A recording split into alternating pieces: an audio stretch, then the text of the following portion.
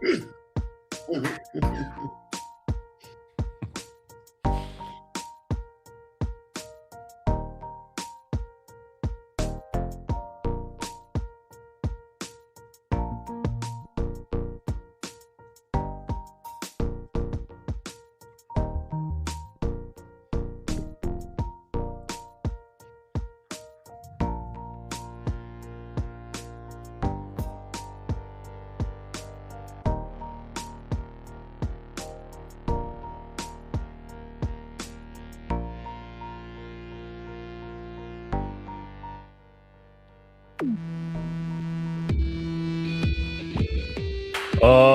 right. Good morning, everybody. Here we are. It is a Friday morning. It is all happening. It's live, and we're on the Gareth Cliff Show. It's the 26th of June. Hey, how was your birthday the other day, by the way, Ass?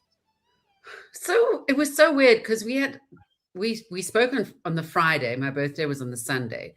And you said to me, "What are you doing this weekend?" And I said, "I don't know. Maybe I'll go for a park run." Completely forgot that it was my birthday. You know, as you get older, birthdays matter a whole lot less, right? And it's my mom's birthday on the same day. So that wasn't great because I almost forgot. But ended up having a lovely weekend and a lovely lunch. So, yes. Okay. You wheel the old lady out and give her some entertainment? Literally wheeled in her literal wheelchair. They see me rolling. And yeah. Oh, look, Mac Sony. Let me just show you this. Mac Sony says some very nice things. Oh, wow.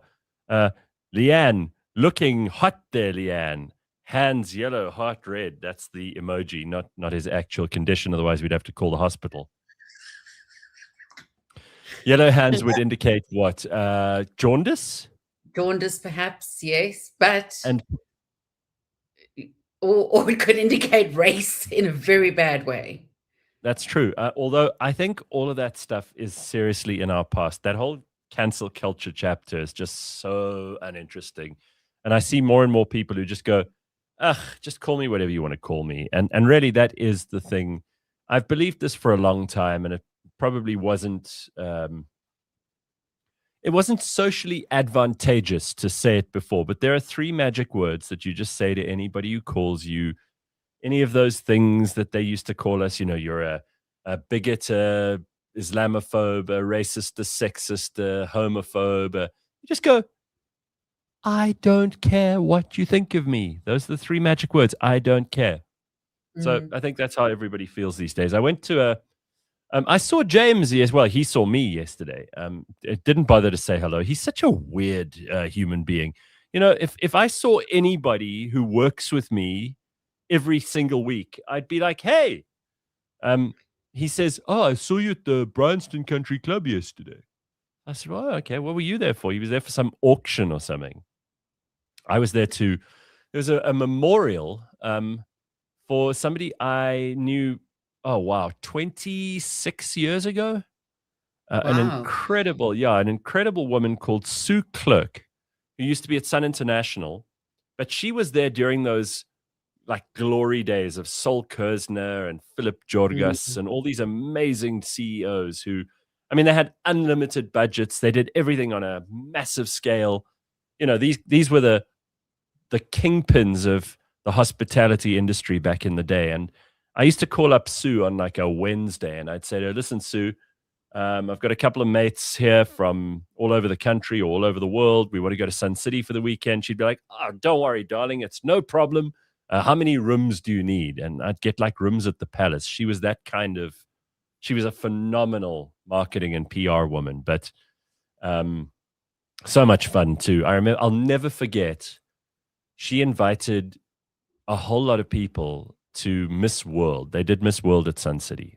I can't remember what the year was, but there were 120 of the most beautiful women in the whole world in Sun City for like 3 weeks. And I think she said, come up for the whole week up to and after the Miss World.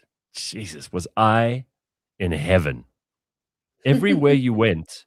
No, Leanne, it was like being in heaven. There's no other way. Like heaven's got to look like Yeah. that because, Miss You Columbia would walk past you at the breakfast table, and you'd be like, "Oh my God, that's an angel. That there's no way that people look like that." Then the next thing you know, there'd be Miss, I don't know, Mexico. Then there'd be like Miss Estonia, and I sat there like a retard. My brain stopped working. Everything just seized up. Fuck, it was exciting. All right, a quick couple of things before we get stuck into this morning's show. And we've got lots to get to, including the amazing, the talented, the brilliant, and I've got to say, having been on every other podcast in the country this week, Nina Hastie, because wow. I was going through my Instagram feed yesterday, and this will tell you a lot about the people that I follow. But Nina was on Dr. Hanan. He's got his own new podcast. You know about that. We spoke to him the other day. That's exciting. And then she was on with Unati, who, I did Idols with, and who's got a show of her own. Nina has been busy, man. Busy. Yeah, I've been seeing her on TikTok as well, in all her comedy clips. Yeah, a new show that she's got. We've got lots to catch up with her about. But Nina's obviously in high demand at the moment, and so she has, it's difficult to get her. We had to really negotiate with like 8 of her people to get her on. She's got like she's got a team. She's 10 deep in teams. She's got a manager and a deputy manager and a fucking assistant to the assistant manager. This chick is flying. It's just unbelievable. So the housekeeping I wanted to get out of the way before we start the show properly this morning is the daily briefing will be going to subscription soon, probably in the next week. So that's, as we promised, a month of free episodes. I mentioned last week that we were already number 2 on the news podcasts in South Africa, and about number 13 in the country on all podcasts. So we're going to keep an eye on that. It's probably going to go up or down a little bit, but that's kind of what we were aiming at. And I'm blown away by 3 weeks of success giving us those numbers. And yeah, I mean, thousands and thousands of people have sampled it already. So it's way better and bigger than I thought it would be. And we're going to keep the standard very, very high. I met with some people on Tuesday who are like, it's South Africa's biggest independent AI business. They consult to and build models, their own models based on, existing ones. Are they real people? Yes, real people. But they do all the agentic stuff. They have all the security apparatus in place because a lot of people are still very nervous about what you can and can't upload onto, large language models. And these guys are so. Data. I'm like, they've already got your data, sweetie. Oh yeah, and if you work for a bank or a big consulting firm and you're putting up, hugely confidential legal documents, you have to be careful. So these guys are at the top of their game, and it's a small team of just the cleverest people. When people talk so fast in a meeting that you walk out of there and you're still spinning, and they're going to help me put together a research component to this, which is going to make it even more useful to the people who subscribe. We're going to do a lot of bonus content. I've got plenty to tell you there as well. So stick around. Make sure you're paying attention. I'll be announcing all that stuff on social media too. Very, very exciting. Please tell my retarded ass where I can get this briefing. Bitcoin Bot, aren't you lucky? Well, I shall post the links right now so that you can get them in the comments section, and you can just post those and save them somewhere. And then you will be able to find them. It's on Apple Podcasts and Spotify. Huh? Thank you. Yeah, I know you answered my question. Okay, good. All right, so here we go. Let's get into this morning. There's so much to talk about. Bafana won the other night at 3-4 a.m., which is exciting. Yeah, nobody expected that. Lots of people obviously thinking they wouldn't win, right? One of them being my colleague who stood up and in the office just before we went home the day before and said, if there's no way they'll win, if they win, I'll buy coffee for everyone and cake. And so they Good. were up at 5 buying coffee and cake. How many people in that office that they had to buy for? About 10. And it was before payday, like the last day before payday. So it was a bit of a hit.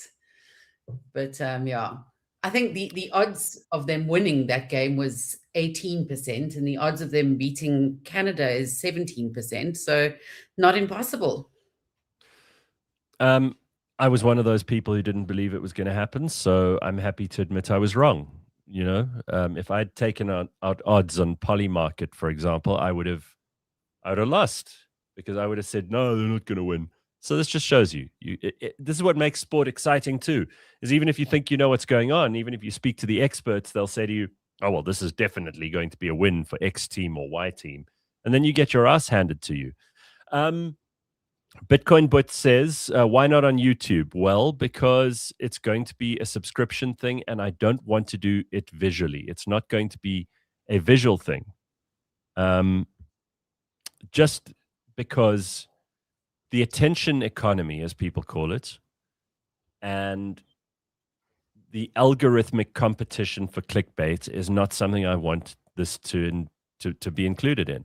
You know, unfortunately, the cost of, or let's rather say the price of content is rapidly approaching zero. It is declining at a phenomenal rate. You know this because you're also in the world of marketing. The content itself is worth less than it has ever been worth. And unless you determine that price yourself, then you will be part of what is inevitably going to happen, which is that all content will be reduced to zero. And once AI enters the mix, the rubbish bin just gets bigger. So I don't believe that YouTube is the right platform for what we're doing there. It's also going to be something that in the old form of podcasting, the way I used to sell it before we started doing YouTube was, it's something you can do while you're doing other stuff. And too much is expected to be stimulating and entertaining. And that's certainly not what that podcast is. So it is not going to be mixed in with all the other crap.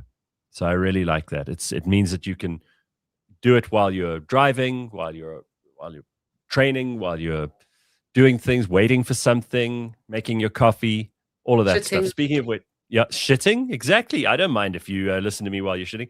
Speaking of coffee, are you a bit of a traditionalist when it comes to this stuff? Because I'm very particular now about following the Italian rule that you do not order a cappuccino after 11 in the morning. Right. Well, I mean, if you're asking me the question, you do remember I don't drink coffee, which is why this is my morning drink. Oh, that's so good. Yeah, lovely. No, I do have it with some proper vitamins and hydration. Oh, stuff. Yeah, it's mixing here's my sandwich, which is made of sourdough bread and healthy, fresh ingredients, and then I add some dog shit into it, and then I'm fine. Pig trotter. Yeah. Pigs, trotters, hooves, noses, have you seen all the stuff that Woolworths is making now? I mean, it's really quite fun to watch and to watch the comments of people. But you can get everything there now, from lamb tripe to chicken feet stew to yeah, absolutely. No, I think that I'm against it. I'm against all of it. You are? Yeah, of course I am. I think that stuff is what peasants eat, and peasants shouldn't be allowed to buy that shit at the shop that I shop at, because if peasants want that, they should make it in their hovels on their rural plots while they're not fucking their sisters. I don't want you selling me tripe and pig's heads, and that's not acceptable. This is not food for civilized people. But where do you draw the line? Because what line? So Woolworths has had, say, ox tongue for many years. It's something I won't eat, but it's there. It's always been there. Well, it's always had gizzards for dogs. They should put it on the shelves, and then when people buy it, they should be put on a blacklist and never be allowed back in the shop. In fact, you should have to wear a badge like the Jews had to in World War II and Nazi Germany. You should wear a badge that now people can tell you're a peasant, and they can put you to work. So how far are you going? I mean, I know you are a carnivore. Yes. So what part of the animal won't you eat? I mean, would you eat chicken liver pate?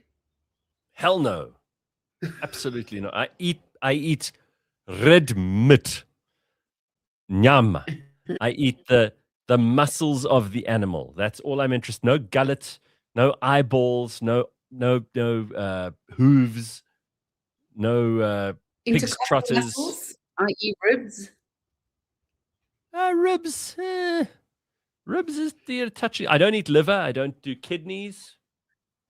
I know Heart, that it's very good for tripe. you, apparently. No, I don't eat any of that shit. No, sorry. You know what? This is what used to happen, right? You'd go out hunting, you would shoot the animal or use your bow and arrow and maybe a spear. You'd take down the animal. The best parts of the animal you would keep.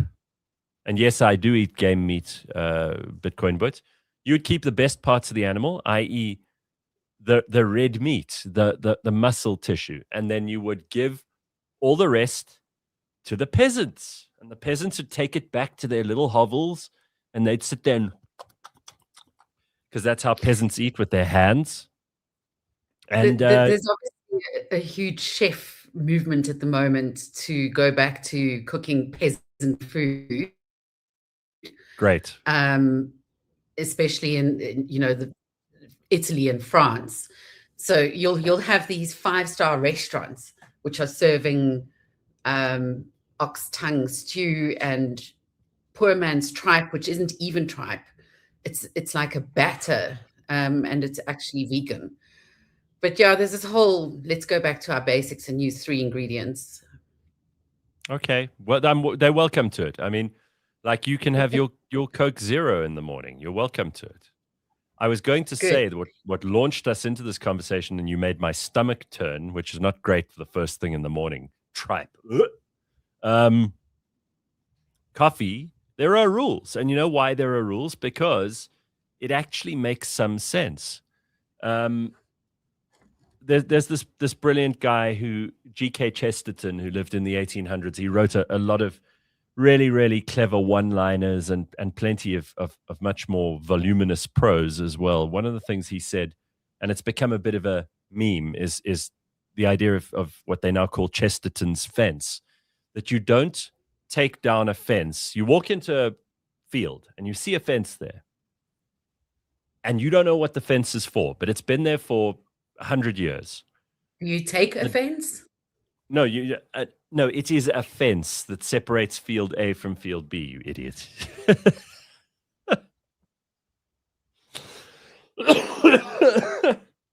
Anyway, that's the remnants of my cold. Anyway, Chesterton's point is that you don't take down a fence unless you first find out what it is there for. So you don't take offense? Leanne, you don't take the fence down unless you know what it's there for.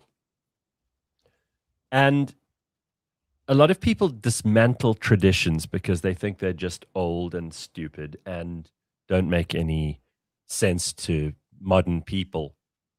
And in doing so, they miss out on the compounded wisdom of hundreds of generations, perhaps tens of generations of our ancestors. It makes a huge amount of sense to rather follow, and I suppose this is also one of the differences in political philosophy between conservatives and liberals, as liberals are always looking for reasons to change things. Conservatives are always looking for reasons to keep things. A lot of the things that we discard along the way as being like, fusty old traditions should be adhered to. The Italians drink coffee with milk in it in the mornings to get their little quota of dairy, which they need. And it's kind of a soft landing for your stomach. Later on in the day, if you're going to drink coffee, it must be an espresso. And there are quite sound reasons for doing that. Not just that the Italians have, oh, no, this is the rule, huh? I mean, it's like the spaghetti rules, which you see all the time, and people being very, very funny about like cutting spaghetti with scissors and that sort of thing, which drives the Italians crazy. let's get into a couple of cool things that I found for you over the course of this week. So I think this is amazing and just so revealing. So they opened the Barack Obama Presidential Library in Chicago the other day. And it's not the Trump and Barack Obama Presidential Library, right? No, each president, it's been a tradition in America, talking about traditions, that the president, there are donors and they take money from all kinds of people who are major supporters of theirs during their campaigns for president, their administrations. And they build a presidential library, which is a bit like a museum, or some would say a temple to that president. And Barack Obama's built his in Chicago, on the south side of Chicago. It's a big, very modern looking building. People have criticized it. I hate modern architecture, so I'm not going to go down that road so early in the morning.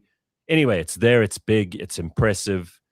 It is a museum to the administration of Barack Obama. And of course, they had the opening earlier this week, which was attended by all the Democrats.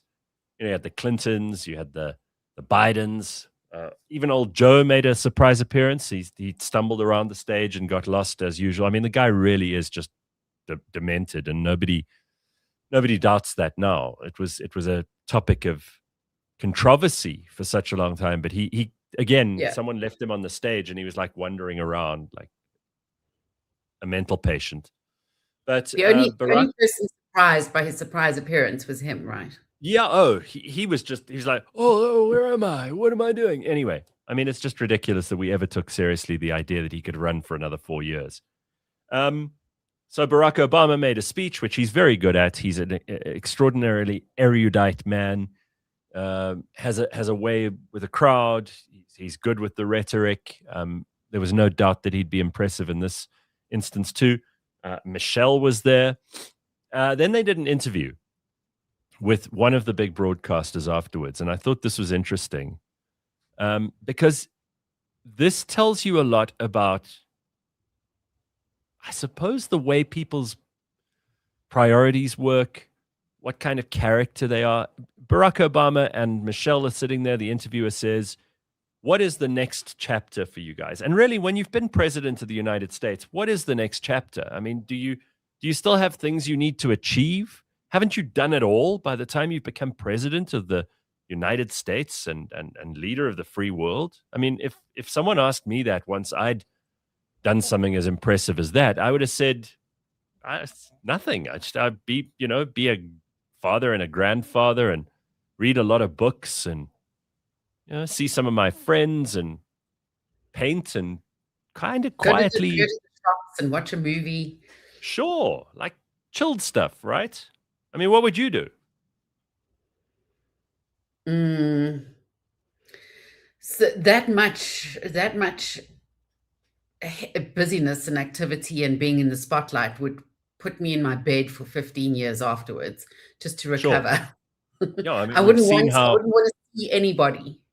We've seen how presidents go gray, prematurely gray. The only one who hasn't is Trump. He stays. His hair is exactly the same. But because it comes from a bottle, possibly.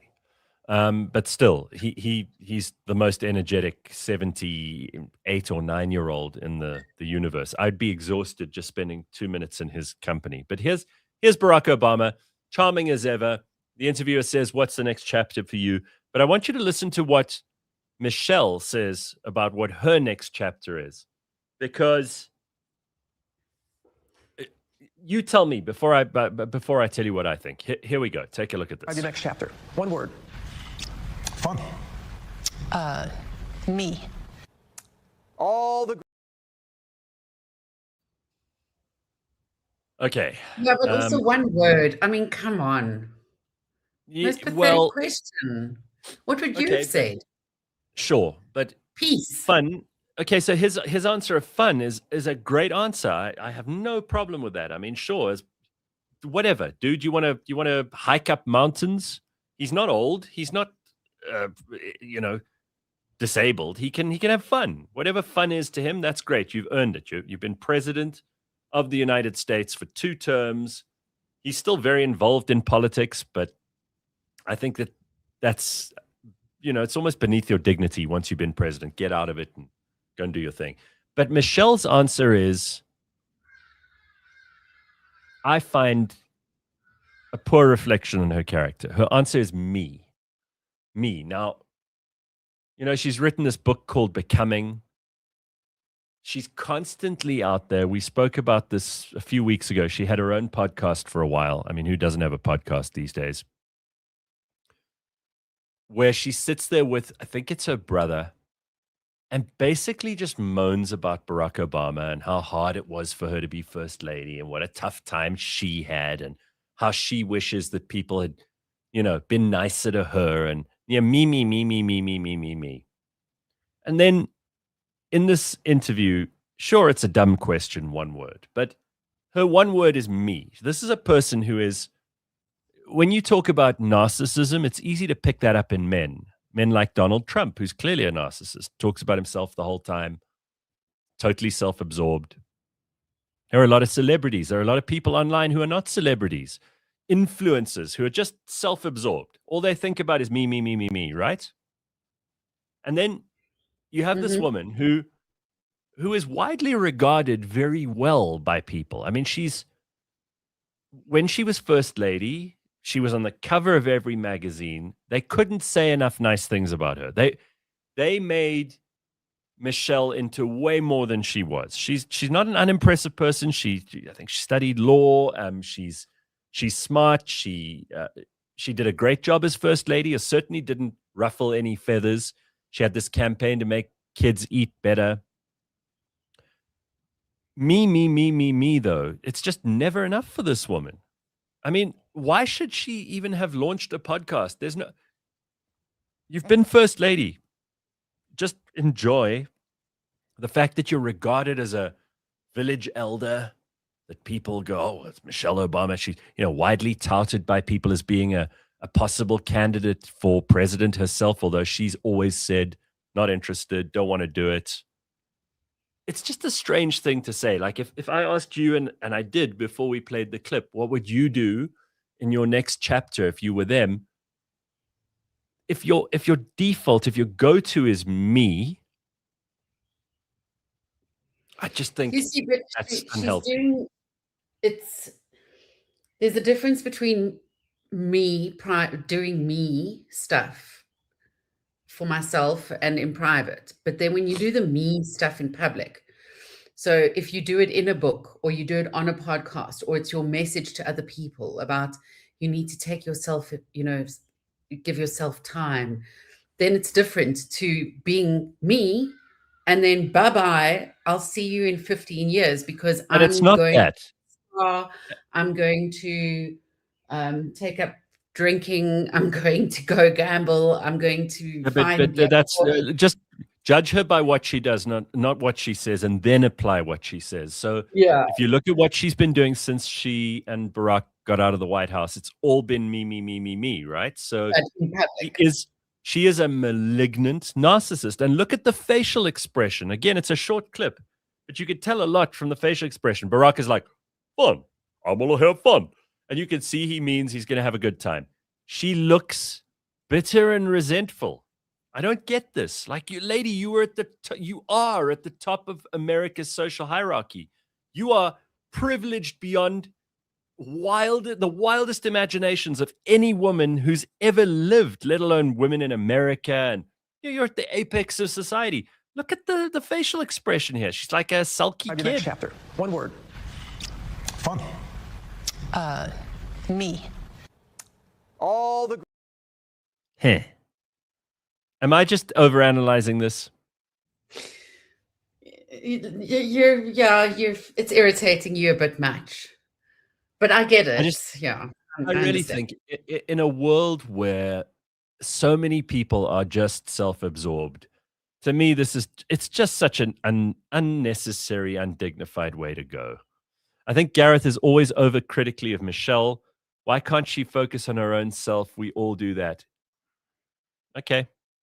I mean, that's fair comment, but she has been. Nothing has been not focused on Michelle. She's literally been praised from morning till night since she and Barack got to the White House. And that's cool. I don't have a problem with that. My issue is like out of all the things, there's just no generosity of spirit there from what I can tell. And yeah, people speculate that the marriage is in trouble. I don't know whether that's true or not. I don't want to add to that speculation because I don't have any info.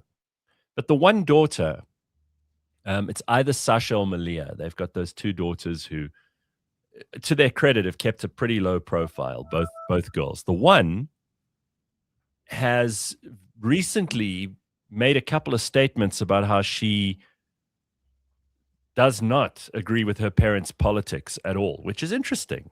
And I'd keep an eye on that. It doesn't look like she particularly approves of Barack and Michelle, but let's see. I mean, a lot of kids rebel against their parents. It doesn't necessarily tell you anything specific. Barack is going to get Will Smith. Well, I saw this clip yesterday of Will Smith and Jada walking out of I think it's in the south of France, because a lot of people who have money are in the south of France at the moment for the Cannes Film Festival, Advertising Festival. Yeah, all these people who go to Saint-Tropez and Nice and all these places at the moment. So Will Smith and Jada walk out, and she kind of shoves him and pushes past him and walks down the street as if she doesn't even know who he is. There's obviously a very weird relationship there. I mean, we know she was fucking other guys. It's still completely insalubrious. So yeah, maybe that's the extreme example of what I'm trying to say. All right, you're clearly not as interested in this story as me. I mean, you're just sitting there with a mouthful of teeth. No, I'm totally over Will Smith and Jada and... Really? Oh, yeah. You've moved on. I really don't give two shits about what they do in their lives. Well, maybe you give a shit about where people shit, because I thought that this was interesting. They've done all the research, they've done the surveys. Which country in the world do more people shit outside in? So are the toilets outside, or they're just going outside? No, they shit outside, just on the ground in nature. Is it in the Northern Hemisphere? Yeah, part of it's on the equator. Is it on the African continent? Yeah, you look, it wasn't always. India always led the way. Oh. India used to be shit central, and I think it's still a big problem in India that people just poo everywhere. They just there and then they have a go. But Africa's taken over, It's time for Africa. Anyway, so let's look at who shits outside and where Yes. which countries are in the lead. I know that you care about this. I really do. Yeah. So here we go. 2000, India's way in the lead. Okay, so there's a lot of defecation in India since 2000. 2010, watch what happens. Nigeria is catching up very quickly. You see Nigeria? Look at that. Oh, and then suddenly 2018, it all swaps around. Nigeria is now the leading country for shitting outside, then Ethiopia, and that's how it ends in 2026. Nigeria, Ethiopia, Pakistan, and so on down the list. So it's obviously directly related to whether you have a toilet or not, because surely if these places had toilets, I mean, there should be two scales. There should be one, I have a toilet, but I choose to shit outside, because that's very weird. Like, I'd like to see that graph. Okay. But then, if you don't really have a choice, then, what are you going to do? Have you shat outside? No, I haven't for years. I mean, like when you're on a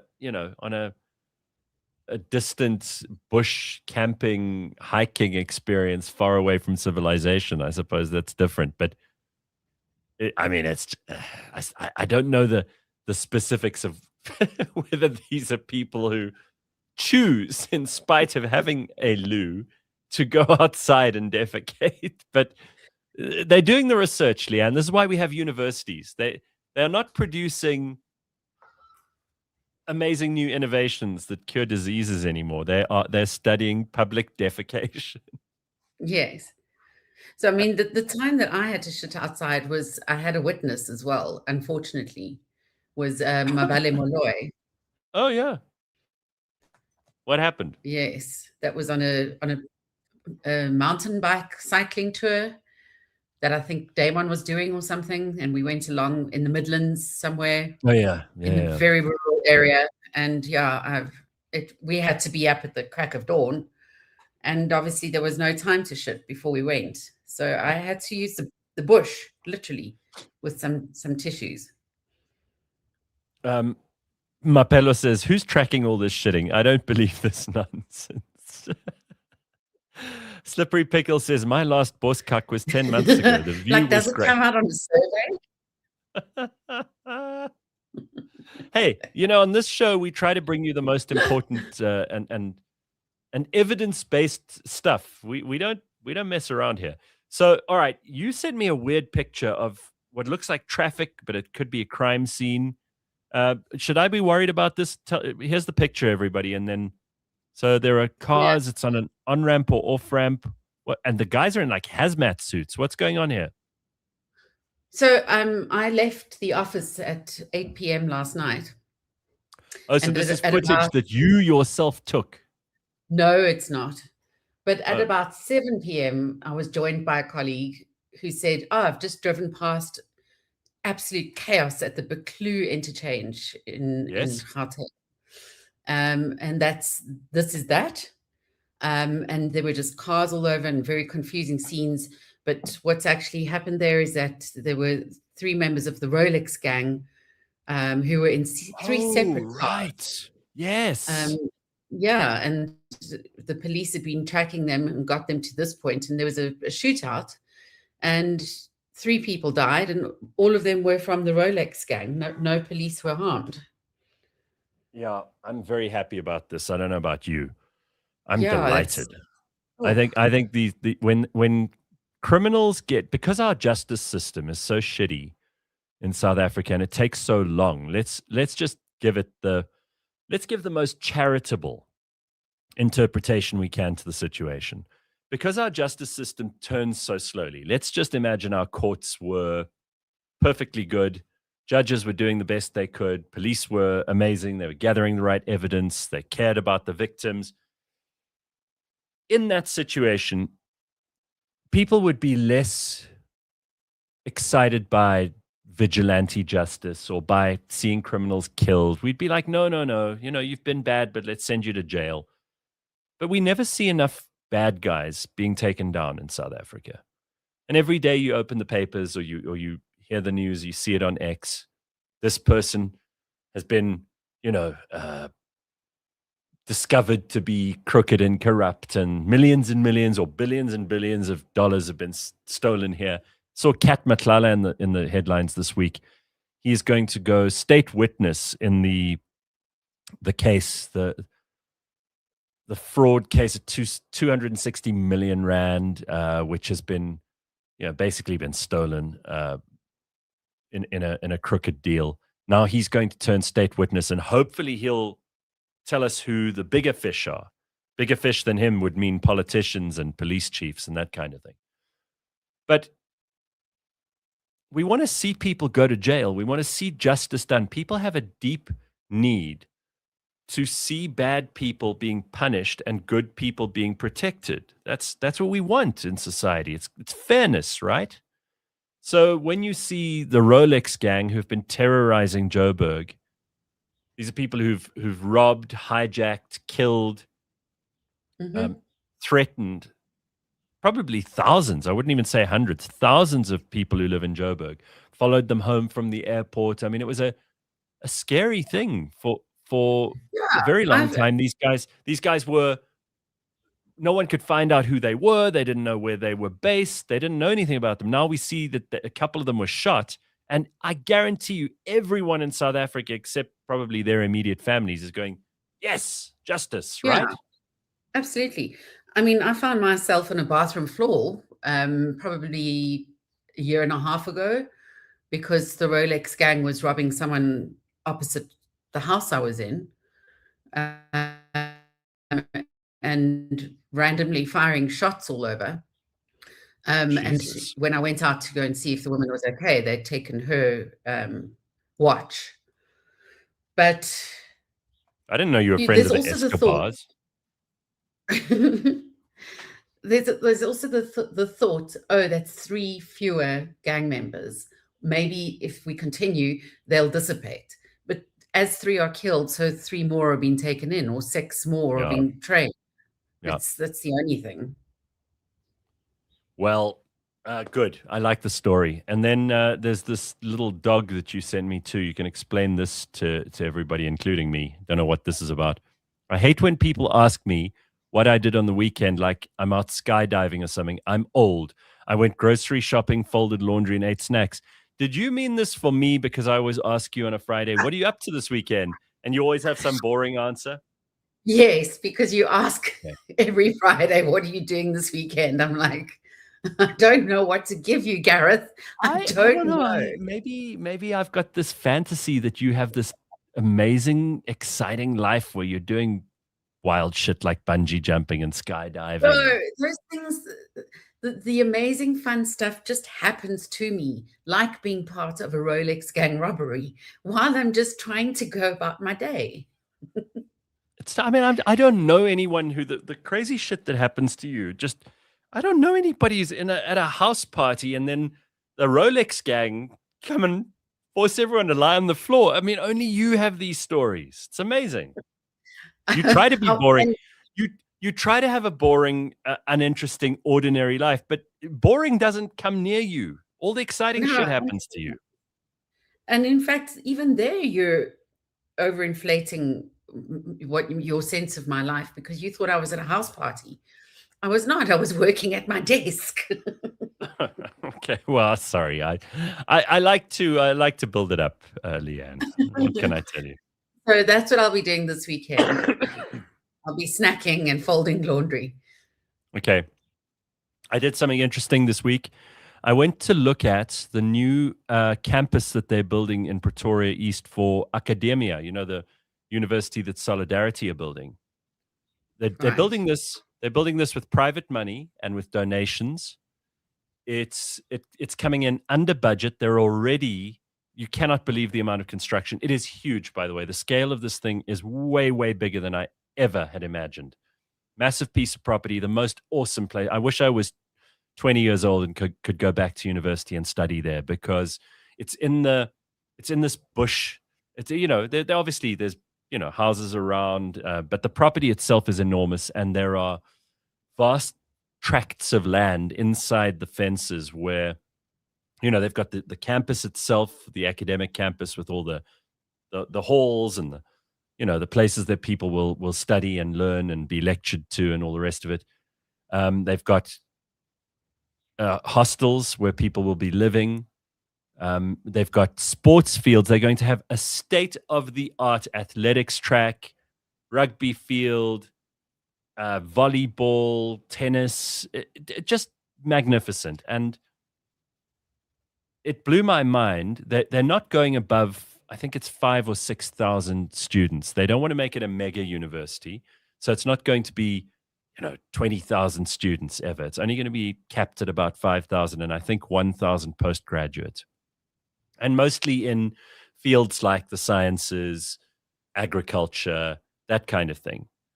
Totally funded by private individuals and Solidarity. I'm just amazed. The guy who is building it showed me around, and there are cranes and there are the earthworks they've done, just moving the earth around there to create the space where they're going to build this place. I love seeing creation, not just creativity, but creation, where people can make something out of nothing. And the fact that there will be for 100 years, maybe more, maybe 150 years, people going to this place, which was just a field. It was an open piece of bush. And there will be in the open, where people used to shit in the open. And now there will be people, who knows what kind of genius will come out of there. Because I do believe that will probably it'll climb up the rankings so quickly opening in 2028. But by the time, they've been there for a couple of years, they will produce some genius humans who will advance humanity, guaranteed. And I think it will be the most prestigious university in the country within just about no time. I'm blown away by that. The fact that people could do this, because we often moan about South Africa, and we're right to. The government are going to spend next Tuesday, they're going to spend 600 million rand because they're worried about xenophobic violence. Right? You know about this. I can't hear you, Ass. You've just gone quiet. I don't know what's happened. When you put on new glasses, I was wondering if it's, microphone died. my new glasses. Oh, very nice. The government's spending 600 million rand on drones and helicopter fuel and police, and they worried about the xenophobic violence, June 30th, March, all of this stuff. And there is the possibility of some very serious trouble. South Africa, we always tend to either over or underplay what could potentially happen. For example, I don't think anybody entirely anticipated the riots in KwaZulu-Natal and across the rest of the country that happened in 2021. We underplayed that one, and then we were surprised. Everyone was surprised by what happened after that. The police were caught off guard. It wasn't good. And then, we've had other situations where it's a damp squib and nothing happens. And I certainly hope that this is a damp squib. But if it isn't, the police say they're ready, and the government are going to spend 600 million rand to try and make sure that South Africa doesn't spill over into outright violence and ugliness. Do you trust? You trust when you hear that, though, that the government is going to? I mean, those words. No. The government is going to spend whatever millions. No, of course not. And just like with COVID, where we saw, the PPE scandal, there was that woman who worked in the presidency, and she and her husband fleeced the country of hundreds of millions of rands. And there were so many examples during that time. Any emergency, there are crooks waiting in the wings to steal all of that money. And I have no doubt that there will be people doing this as well. But I'm a bit torn about this illegal immigrant thing, because part of me finds it totally unacceptable that humans will treat any other humans as less than just because they speak a different language, come from a different place, and they scapegoat them. They blame them. It's easy to take all of your troubles, the fact that you can't find a job, the fact that the economy is not growing, the fact that you have kids and they're hungry and you can't advance and improve your life, and then to blame that on and to scapegoat that onto people who sound or look different to you. That, to me, is that's a horrible thing. It's a primitive, tribal, shitty. Yes. Yeah, it's just a poor evaluation of humanity, And then there's another part of me that says, well, there are a bunch of people who've crossed the border illegally, who've got into South Africa, who are causing trouble. We know the CBD of Johannesburg is a no-go zone because there are people, vast numbers of them from Nigeria, who've just made the place shitty. And we only have a limited amount of public services that we can distribute in this country. We know we've had service delivery protests since I can remember. And we have public hospitals that are trying to give people free basic health care. And a lot of foreigners are taking up those spots. We've got education where there are only so many places in schools. And a lot of local people who pay taxes, even if it's just VAT, are sick of this. They're like, no, this is South Africa for South Africans. So I'm torn between which neither position to me is good. And I'm torn between the two. And I certainly hope that there isn't violence, because that's almost inevitable when you're dealing with those levels of frustration and that amount of desperation. So I hope it isn't going to be a thing, but I would say don't go anywhere on Tuesday next week if you can possibly help it. Yeah, there've been these assessments now, everything gets assessed and AI'd. And some information's been sent out to people who live in estates. I don't know, you still live in an estate, I think. Yeah. I don't know if any information was circulated there, but someone I know who was in an estate, they were told to stay at home. The risk was too high to leave home. But yeah, I mean, I was lying in bed last weekend, or was it the weekend before, and literally hearing a protest group walking down Jan Smuts Avenue, and police, putting on their sirens at every corner as they were monitoring the group. And then later on that morning, it was revealed that somebody's gardener in the area had been assaulted. And that's what I was hearing, was the police trying to control that situation. He was just walking to his place of work.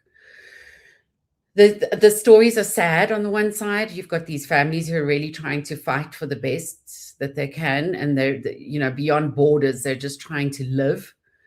And then you've got people who can't get hospital attention. It's not only about the jobs. It's people who have to go back to a hospital 4 days in a row just to receive treatment. It's really great, yeah. All right, well, let's turn our attention to happier things. We've got we've done this a couple of times, and we kind of fell off we stopped doing it the way that we'd promised we'd do it. We get someone from the comment section or someone who's been listening to the show for a long time and let them be a part of the show. And we've had a couple of guests who are regular commentators in our very, very busy and very, very rude comment section, which I love. But this morning, I want to get Hermine. Hermine has been a regular commenter. Yes. And Hermine's a doctor. And I thought, well, rather than scraping the bottom of the barrel with, the Portuguese Carlos and Carl and Carla van der Westhuizen and Bitcoin Butt and all of those trashy people who we've had before. Let's get Hermine on. Here she is. Look at her. Hello, Hermine. Hi, guys. Hello. Thank you so much for this opportunity. A little bit at the bottom of a barrel, I guess, not a real doctor. No, you're not. But we'll get there. No, you're not at the bottom of the barrel. You've been listening to the show for ages, and you make some sensible points, and occasionally you have fights there. And that comment section is wild, man. Yeah. No, it's ruthless. Yeah. Absolutely ruthless. No. You've been attacked. You've done some of the attacking. That's how it happens. Of course, yes. All right, so tell us about you. Tell us about you, what you do, where you are doctoring at the moment, what kind of a life. Give us some info. Okay, so I'm a vet, but I don't like to refer to myself as a vet. I'm actually really a surgeon. I did study to be a veterinarian, grew up, I wanted to be a vet, loved it. But as soon as I started in vet school, I knew immediately I wanted to be a surgeon. After vet school, I ended up working in Hammanskraal in welfare for about 3 years. After that, got into a residency to specialize in surgery. I was there at Onderstepoort for 5 years as a lecturer, and then I went off to private practice. So I've been all over. That's very cool. Yeah. Go on. The reason why I wanted to come up is that something that I have been seeing is that the costs of vet care in South Africa is skyrocketing at the moment, and it doesn't look like the people are aware of it. Everyone seems quite surprised when they do get that bill, and it's something that I want to be more vocal about. I have been on other shows talking about it. We have been trying to get the word out. So I thought I would come on today and just explain what is going on, why that is, and what anybody with a pet can do to mitigate it. Well, don't you hijack our show to bring on your agenda of getting pet care for all, okay? Julia, you're like the Julius Malema of vets. Yes. But I want to ask you about this because it is actually an interesting thing. I mean, I see ads all the time for insurance companies that are giving pet insurance, and I don't know whether that ranges from cheap and affordable to outrageous and how much it covers, but you're at the receiving end of that. So, I'd rather take your word than somebody who's selling the product. What do you think of these insurers? So I think you need to be really, really careful when you do take out insurance. I am not going to name names, but some of these companies are not worth it at all. Some of the companies are really good. So, like you say, I don't want to hijack. I'm not here to sell any product. I want people to go have a look at what they are selling, at what price, and what they are covering. But I think a big mistake that a lot of people make when they do get insurance is, if I think for the majority of middle class people, if you go to the vet and you get a 4 to 5,000 rand bill, I mean, that is steep, but it's doable. You don't really need insurance for that. The day when you need insurance is when you get a 30, 40, 50,000 rand bill. Whoa. I know. It can happen. It happens quickly. And the problem is, quite often it is for things that we can fix, things that has a good prognosis. And it's easy to sit and say, well, it's cheaper to just shoot my dog. I know it's an old joke, but Shoot that the day, dog. Shoot. Okay. That's All it. right. Okay. But the problem is that day when something happens, let's say you have a dachshund, they typically get back problems. So the one morning they are running around, next morning they are completely paralyzed. And what they need now is neurosurgery. It can be done. Prognosis is fantastic, but I need to do an MRI. I need to go into theater. And when I say theater, I don't mean a room, a garage. It's proper theater. Everything needs to be sterilized. You need to have somebody who knows what they're doing. Animal needs to stay in ICU for 3 days. That is going to cost money. Sure. I mean, As you've been in this situation, right? You've had to dole out huge amounts of cash to keep your animals alive and to have treatment for them. Yeah, hugely. And there's not really much sympathy either. At one point I had 8 homeless cats, a homeless dog, and a homeless hamster. Those do happen. And you think by walking into a vet that you may receive some sympathy, but at the end of the day, they've got to pay their costs. It costs them, to do their job as well and to use the equipment and the medication. But it does feel sometimes as if it costs more than, if it costs more than if something happened to me. No, I hear what you're saying. 40,000 rand for a knee replacement for their dog. I think my hip replacement was 30. How does that work? Did you have insurance cover some of it? With the hip replacement? Yeah. Yes. So, if you do compare vet costs directly with human medicine, it is still a lot cheaper. But the problem is the things that we use in our hospitals or clinics is exactly the same as what they use in hospitals. So if I buy a drip bag, I pay the same. If any medicine that I use, I pay the same. And in fact, if I use vet medicine, it actually costs my client more. So it makes more sense for me to use human medication off-label than to use the products that has been tested for dogs. I don't know why you would first test it on humans and then dogs. It doesn't make sense, and then ask more for it, but that's what's happening. I think in terms of the sympathy, I think a lot of vets are burnt out because if I look at my consultations in a day, about half of them, I am going to have a very sad case and a very soppy story behind it. And yes, I do want to give sympathy, and yes, I have it, but there does get a point where, after you've out of your own pocket helped 3, 4, 5 animals this month already, you do start to get a little bit blunted. Jaded. And if the owner jaded, and if the owner drives away with a Porsche, then That's then, I always take my cheap car when I go to the vet. I leave my Porsche at home. Good idea. That's a good idea. I mean, Alice just wants to say that she appreciates all of the hard work that you do for animals, and she's also a major pet insurance activist. Hey, Alice. Yeah. Good. Right. Good. Yeah. So she appreciates what you're doing there. That's very important. Thank you. I do think, unfortunately, in today's time and in this environment, it's not a good idea to have a dog or cat without insurance. It's just not a good idea. Okay, but what's reasonable? Because some of these people offer you like the Rolls Royce, but it costs an arm and a leg. So what do you think is fair? I mean, if a medical aid was going to charge me as a healthy person who doesn't have any conditions, and they suddenly want to charge me like 15 grand a month, I'm going to say it's not worth it, right? I'd rather find a way of paying out of pocket.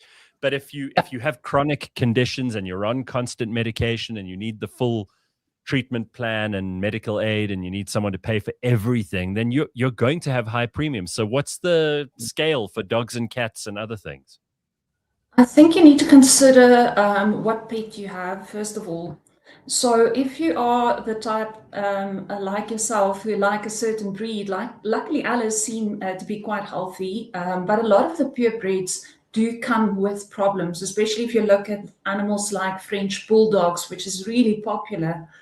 Then I would consider maybe something with a higher coverage, but I would say something between 300 to 700 rand per month is reasonable. Okay. And then I would expect them to cover at least 45,000 in the case of a major accident. Sure. Okay, that's, for people whose budget is stretched and who isn't in South Africa, right? Yeah, I mean, exactly. That's a lot of money. That's a lot of money. Shit. Scary. So it is, and because I've had the opportunity to work all over South Africa, from really everybody, from people who have to walk to get water to the richest of the rich, I do understand that everybody sits in a different situation. But what I often advise to my owners is, if you can't afford insurance, really think about a savings account. And I know it's difficult. I know you plan to have a savings account, but it does make sense. If you put 500 rand a month in a bank account for your puppy, and let's say your puppy lives 10 years, nothing happens, you have a holiday. Or drugs. Let's say, exactly, God forbid something happens, even if you don't have the full amount, you do have something. And I think a lot of vets, I know what you're saying about no sympathy, but I think you will be surprised how far we will go to help. So if I have a case, let's say I have a dog with a broken bone, I'll give owners several options, from the worst, euthanizing the dog, which nobody wants to do, especially if it's a young dog, especially if the prognosis is good, to the best. So you get a middle option where I use a stupid old steel plate and a pin and I fix it. That's fine. To the best of the best, locking plate that comes from Germany. I order it in, and then the owners can tell me what fits into their budget. I think that's great. Yeah, I admire the work you do. I think it's hard. I think people go to a vet because that vet cares about the animal as much as they do, or at least they make, it's Alice's doctor, for example. She really loves animals, and I'm sure you do too. No one becomes a vet because they want to put animals down. It's got to be heartbreaking for you, even though you don't know the pet like the owner. You have to see them in emotional distress, and I get it. Like, there are also lots of people in the world who don't care about pets. They don't have them. That's not in their universe, and that's cool. But you can understand, for people who do love their animals, and there are loads of those in the world too, it is a very, very difficult thing. When they're not well, they can't talk. They're not like humans. A human can say, oh, my asshole is sore, my neck is sore, or whatever, and you can fix them. But with an animal, you need someone who can like feel around, who can do the tests, who can try to figure out what's going on, where there isn't any verbal communication. In some ways, it's harder than humans. And humans, you've got to be a specialist in everything. You've got to be a surgeon who knows how to operate on every single part of the body and for every ailment. Yeah, look, All right. euthanizing dogs are heartbreaking, especially if it's a child's dog, an old person's Oh, dog, man. or somebody who it's their only friend. So yes, not fun, and we do shut off, but All right. you Well, have listen, to. thanks for depressing us. We're having a nice Friday and you have to bring in all of. Sorry. All right. So there's Hermin from the Pet Destruction Center, everybody. And listen, keep up the good work and try to save these little animals that everybody loves. Well, most people love, and do the good work that you do, and keep fighting in the comments section. Oh, I'll do that. All right. Thank Very you good. so much. All right, Hermin. Nice Have to a see good you. day. Very Bye. cool. And you. Ciao. That's nice. I mean, it is a tough job, right? I wouldn't want to do that. Yeah. I mean, yeah, so many people want to go into it because they love animals, but it's so much beyond that. It really sucks. I wouldn't want to do that. That's for sure. Well, at least having Hermin on now, when it gets to a point with you where you just can't be saved anymore, I can just take you to her and she can put you down, Leanne. That's really the reason I brought her. They'd let their grand go for less than 40,000 Rand. Yeah. Like I said, the comment section is pretty revolutionary. I don't know why, but Serena Williams is back at age 44. Did you see this? I did. She's been given a wild card for the Wimbledon singles, and Wimbledon's one of those things that happens in winter that I always associate with winter. My parents are big into tennis, but I think Wimbledon is different to just normal tennis. People love it. Mm-hmm. It's exciting. And I love it. I mean, it's always feels like it's the really big tennis tournament. But I'm getting into the World Cup. I went to my brother's house on Monday night and we watched the Argentina game together. I was wearing my Argentina shirt. It felt like 2010 all of a sudden. I'm very excited. There are cool things happening at the World Cup that we need to talk about quickly. Norway are fucking awesome. Okay, so Norway have got this thing where everybody rows. They do this big row in this. Okay, I was going to say, are you talking about the team or the crowd? Because they've got that thing. Yeah. And then they've got a guy called Haaland who looks like he's like the prototypical Viking. He's a scary looking guy. A Viking. Yeah, he's getting so much love in America. They took over Times Square the other day, the Norwegians, and you just see the sea of red shirts and they're all doing their row and going, oh, and it's very like Viking and scary and brilliant. They had a photo shoot with their team on the beach in Norway before they left for the World Cup, where they were all dressed as Vikings. So it's really cool to see that. Senegal have got some very cool supporters who have the Senegal letters and the colors all over. Ghana have a witch doctor. Have you seen this? No. Yeah, there's a witch doctor, and Ghana, whenever they play, he blows the smoke, and he stopped Harry Kane from scoring when England took on Ghana the other day, which is very exciting. Who else was there that I saw? Isn't it also bringing back memories from 2010? Oh, yeah. When we had, yeah. No, I was talking to somebody about this on just yesterday, actually, saying how cool that 2010 tournament was. But I'm very excited that Bafana have got past being relegated in the first round. We're so used to just going out straight away.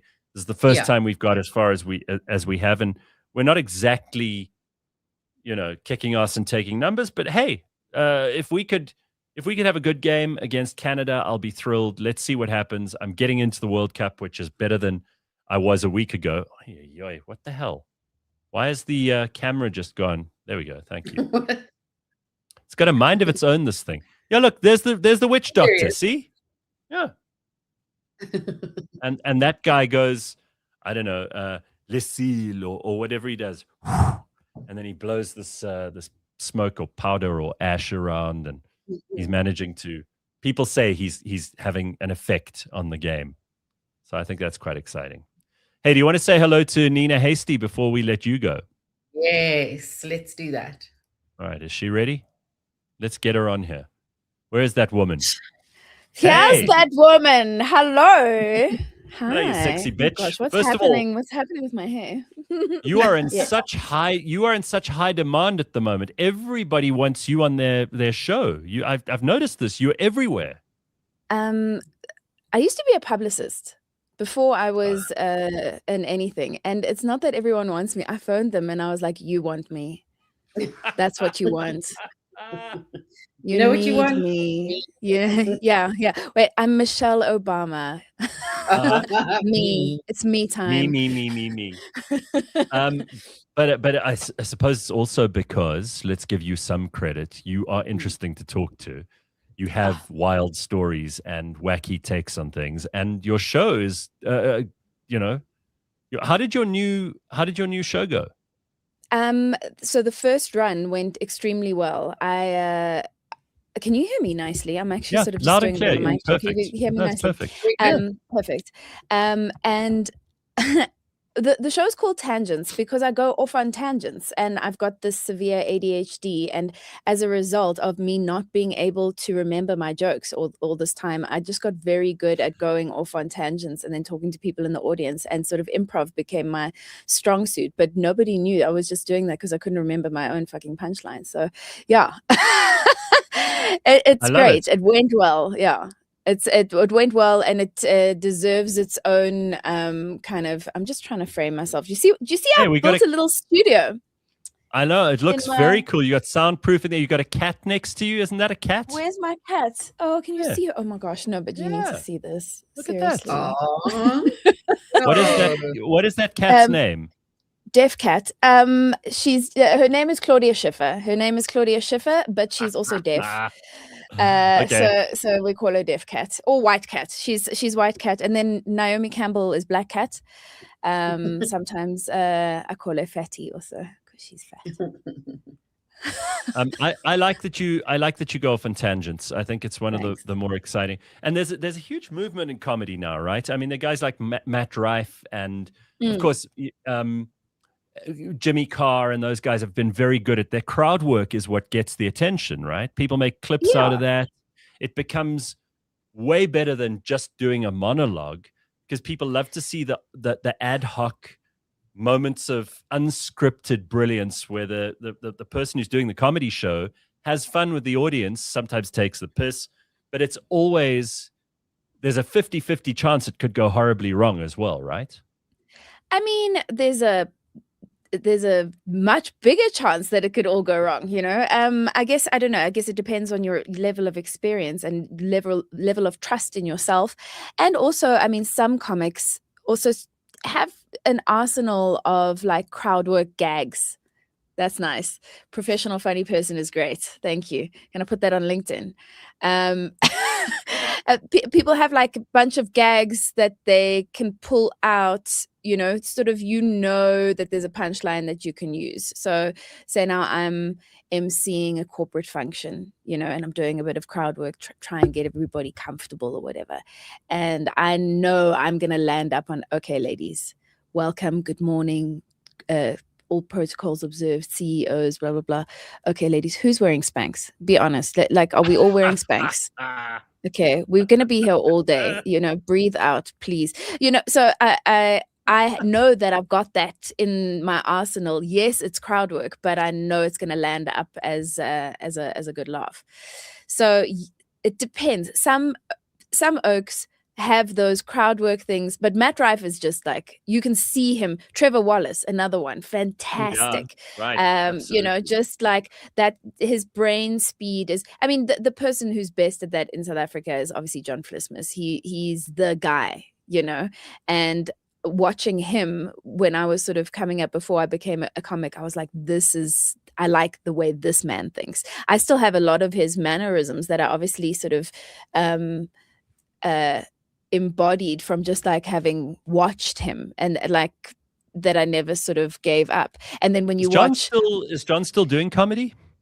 No, I think he did one gig recently. He stopped doing comedy and sort of went into teaching and lecturing at Gibbs. A philosopher and lecturer, Yeah, it's pretty he's cool. a very interesting guy. And what tangent were we on? Where were we? So, I mean, we're on a lot of tangents. We've had the cat, we've had the crowd work, we've had your new show, Tangents. Fantastic. Yes, I've got some we've got to coffee. talk about I made coffee to Yeah. match you guys this morning. I ground my excellent. own beans because apparently there's a lot of cockroaches in coffee beans because they get sort of put into these big vats, or like silos, coffee silos, and then if there's like people have developed cockroach allergies. Oh my God.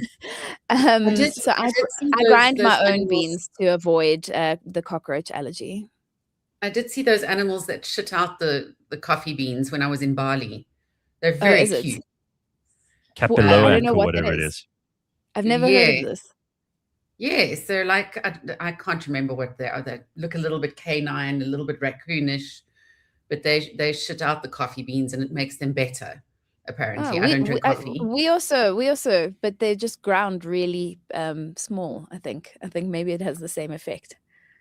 I heard that your coffee grounds are very good for like your garden. You should always throw your coffee grounds into your flower beds and stuff. It keeps the certain bugs and things away, but it's apparently very good for flowers and for shrubs and plants and all kinds of things. So, and if you've got a veggie garden, that's a good place to throw it.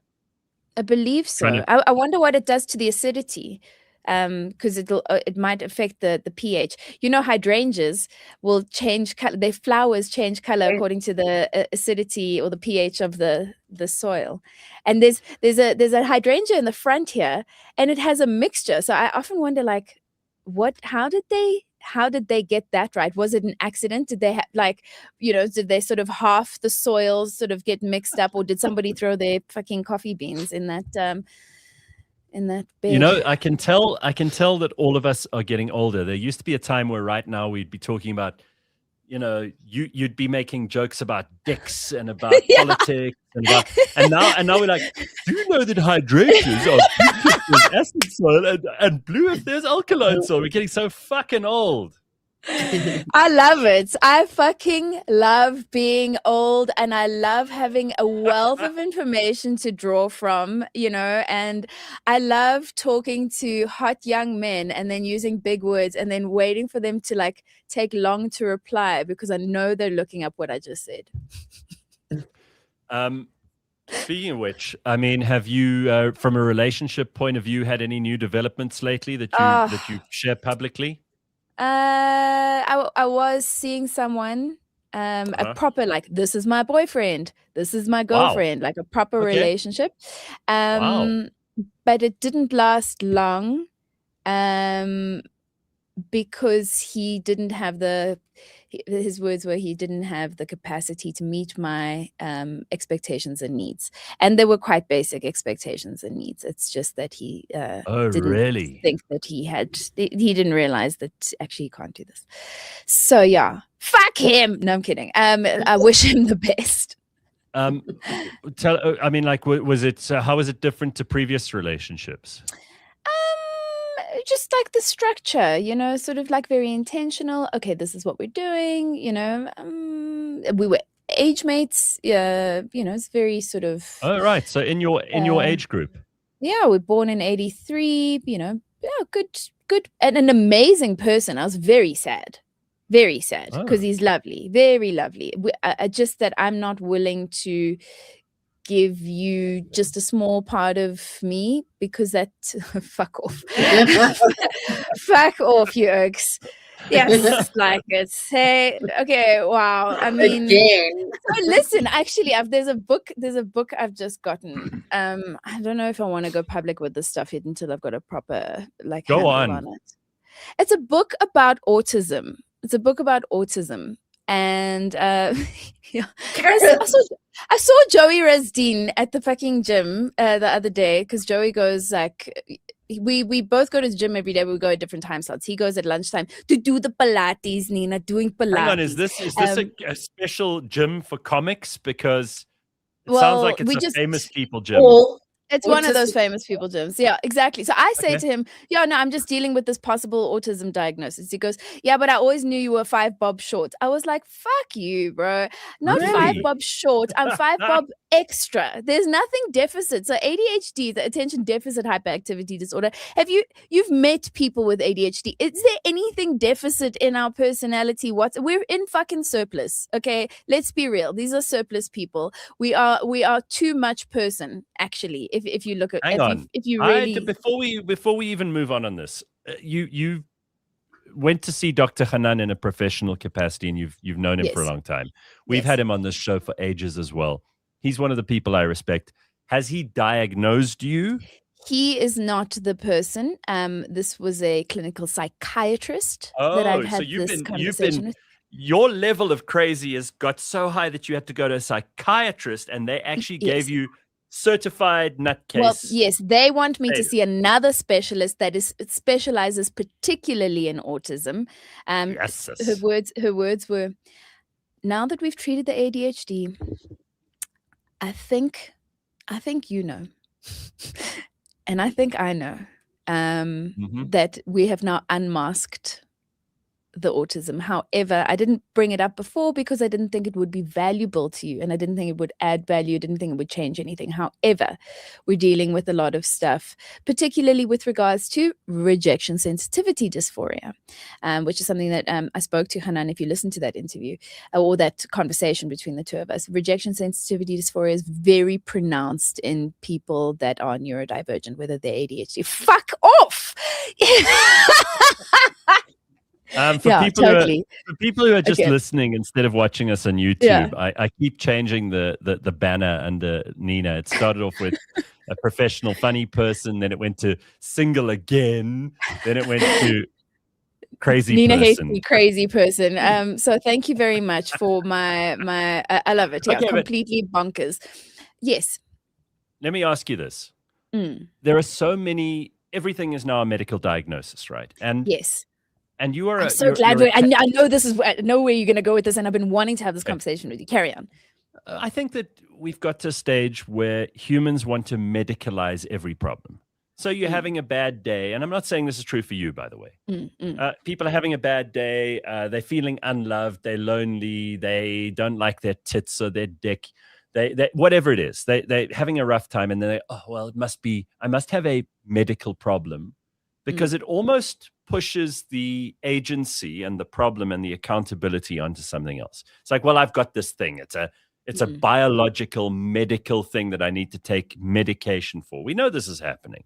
And Hanan has spoken about it with me before. So this is an actual thing that's going on in society. I'm not saying this is true for you, but I think also there are people who want to feel special. So they claim these things. You could see it in people's bio on X or on Instagram or whatever. They're like OCD, ADHD, slightly autistic, or it's in the profile picture, and you can just tell that that's what you're going to get. So I don't doubt that you remember when we were at school, there was like the gifted kids, and those I went to die skool vir die begaafde kinders. There we go. And those kids had to be given extra work because otherwise they'd become disruptive in class, right? And it was special, but you were punished for being special by being given extra maths or whatever. We were doing like standard 7 science and standard 2. Yeah, there we go. So you obviously fit into that category, and whether it's a medical thing or just a psychological manifestation of having gifts, having certain talents, there's always a downside to that, right? And it can have 100%. emotional consequences and social consequences and anxiety and all kinds of other things attached to it. But you don't get anything for nothing. When you have a talent, when God gives you more in a certain category, let's say you're super pretty, or you're really, really clever, or you're really, really good with people. The downside I've got all 3 of those, yeah. Yeah, I mean, like, own it, right? The downside is, I mean, I don't think it's a tit for tat situation. I've got great tits also, though. I don't think it's a tit for tat situation. I think there's a lot of misunderstanding about that. Now, I have an allergic reaction, I think, to people that make excuses in life. Like, yeah. I can't bear it. I can't bear people. Gareth's just changed my banner to Nina Hastie claims she has great tits. I do. I will send you one day. I will send you a picture. And you can judge for yourself. They're fucking perfect. Okay. Well, let me tell you, you better hurry up because you ain't getting any younger. I know. I was like, oh my God, literally. And I'm training now. I was like, no. Come back. Where were tits a month ago? We can talk about your mental just now, but I got to tell you, you're posting a lot of like fitness content where you're in super tight little fucking shit, showing off your ass, and well done to you. Thank you. Well done. I think that's brave and brilliant, and you're looking great. Well done. Thank you. I'm feeling good. So yeah, it ties in, right? And this is where I was going with this. Like, I could be like, oh, I have executive dysfunction. It's my excuse, and that's why I can't function in society, and that's why I can't do stand-up comedy, because I can't think things right through to the end, and then I go off on a tangent. No, just fucking name your show, own your demon. Well, I've got executive dysfunction, so I've got big feelings. Okay, so then go to fucking therapy, figure out a system. Well, I have a lot of allergies due to mast stem reaction due to neurodivergence, blah, blah, blah. So then fucking take better supplements, eat better, stop eating antihistamine. It's figure out an antihistamine that doesn't coincide with your other medication. Figure out, go through 12 psychiatrists, by the way, till you find someone that actually knows what they're fucking doing. Like, what is your excuse? If all of my medication, yes, tons of fucking medication, tons. I'm on a lot of medication because I refuse to let my mental health or the way that my brain's set up and the executive dysfunction, whatever the fuck it is, impact my efficacy. I refuse to be a burden to society. I absolutely refuse.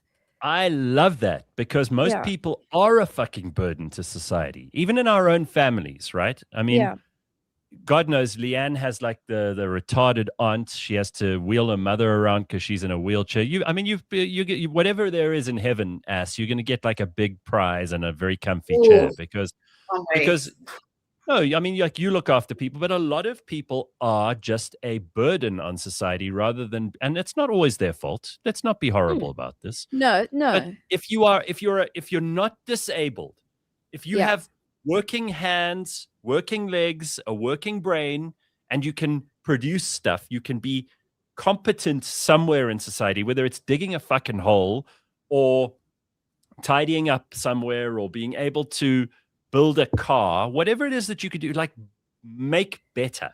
And I love that. I love people who are making it better, even if it's in a humble way. Like you're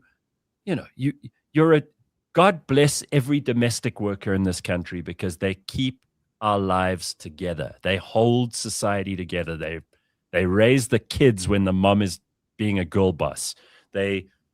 We all have shit to do, and there are people who keep society moving, and then there are people who just sit like vegetables and feel like victims and expect everyone else to do everything for them, and they complain nonstop.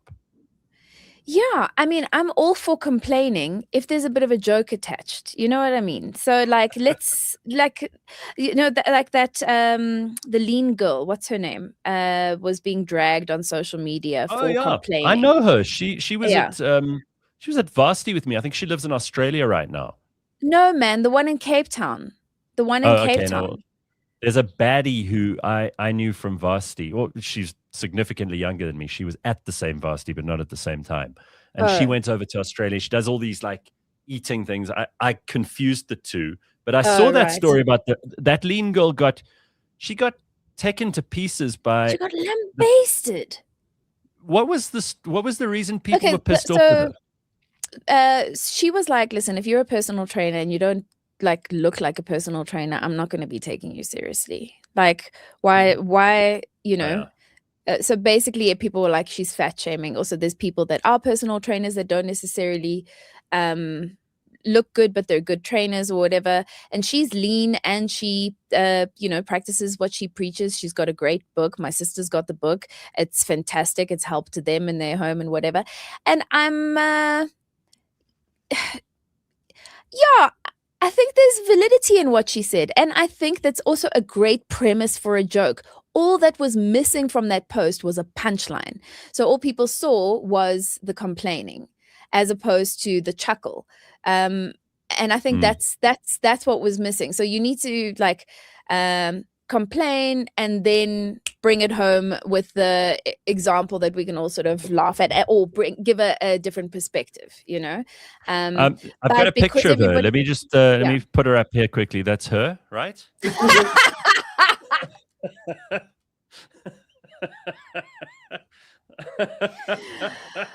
Fantastic. That's a gorgeous thing. That by the way, Leanne, I know you've got to go, but I just want I got footage of your birthday the other day, which you didn't invite me to, and I played it on the show, and I thought you should see it because you probably don't know we have this footage. All right, so just before Leanne goes, don't you go anywhere, Hasty. We've got lots to talk about still. Fantastic. Here's Leanne's birthday for everybody who also wasn't invited, and for everybody who saw this already. At least we get to share it with Leanne today. All right.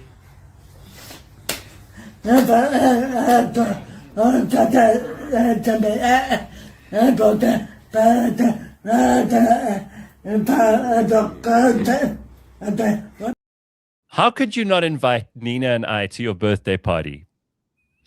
I invited Nina's cat. I was about to say. Shame. She's having a fat lie down here.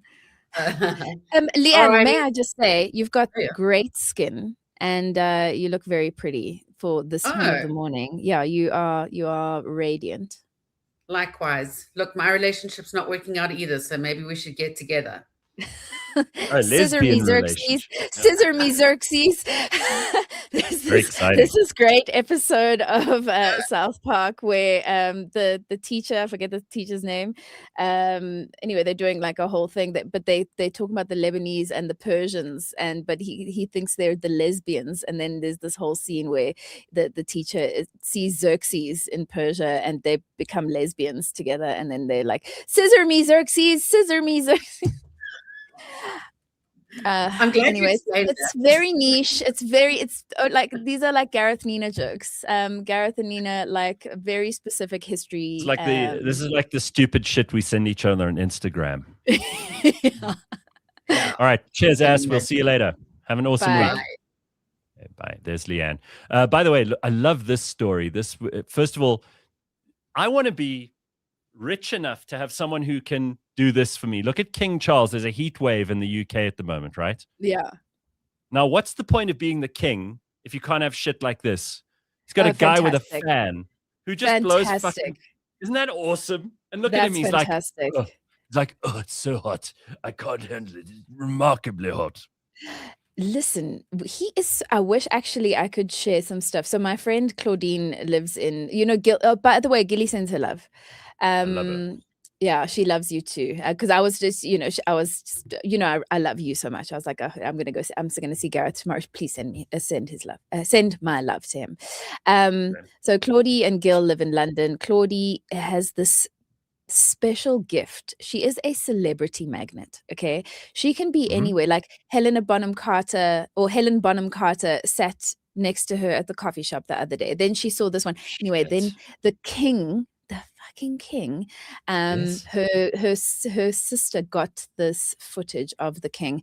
I'm going to try and show it to you. But that hot potato, the way he speaks, you can't actually believe. I mean, I know he's the literal king of England, but you can't believe anyone's that posh. Like, you can't actually believe anyone is actually that posh. Like, it's farcical almost. He's got a good voice, Charles has got a good voice. When he went through to America on that state visit, everybody was blown away by how funny and charming and how verbally intelligent he is. And I mean, but he's been practicing this since he was an infant. Since he was born. This is what he does. And someone asked him in an interview once, is there a training program? Do you get like a book with how to be royal? He said, oh no, it's rather like monkeys. We just watch our parents.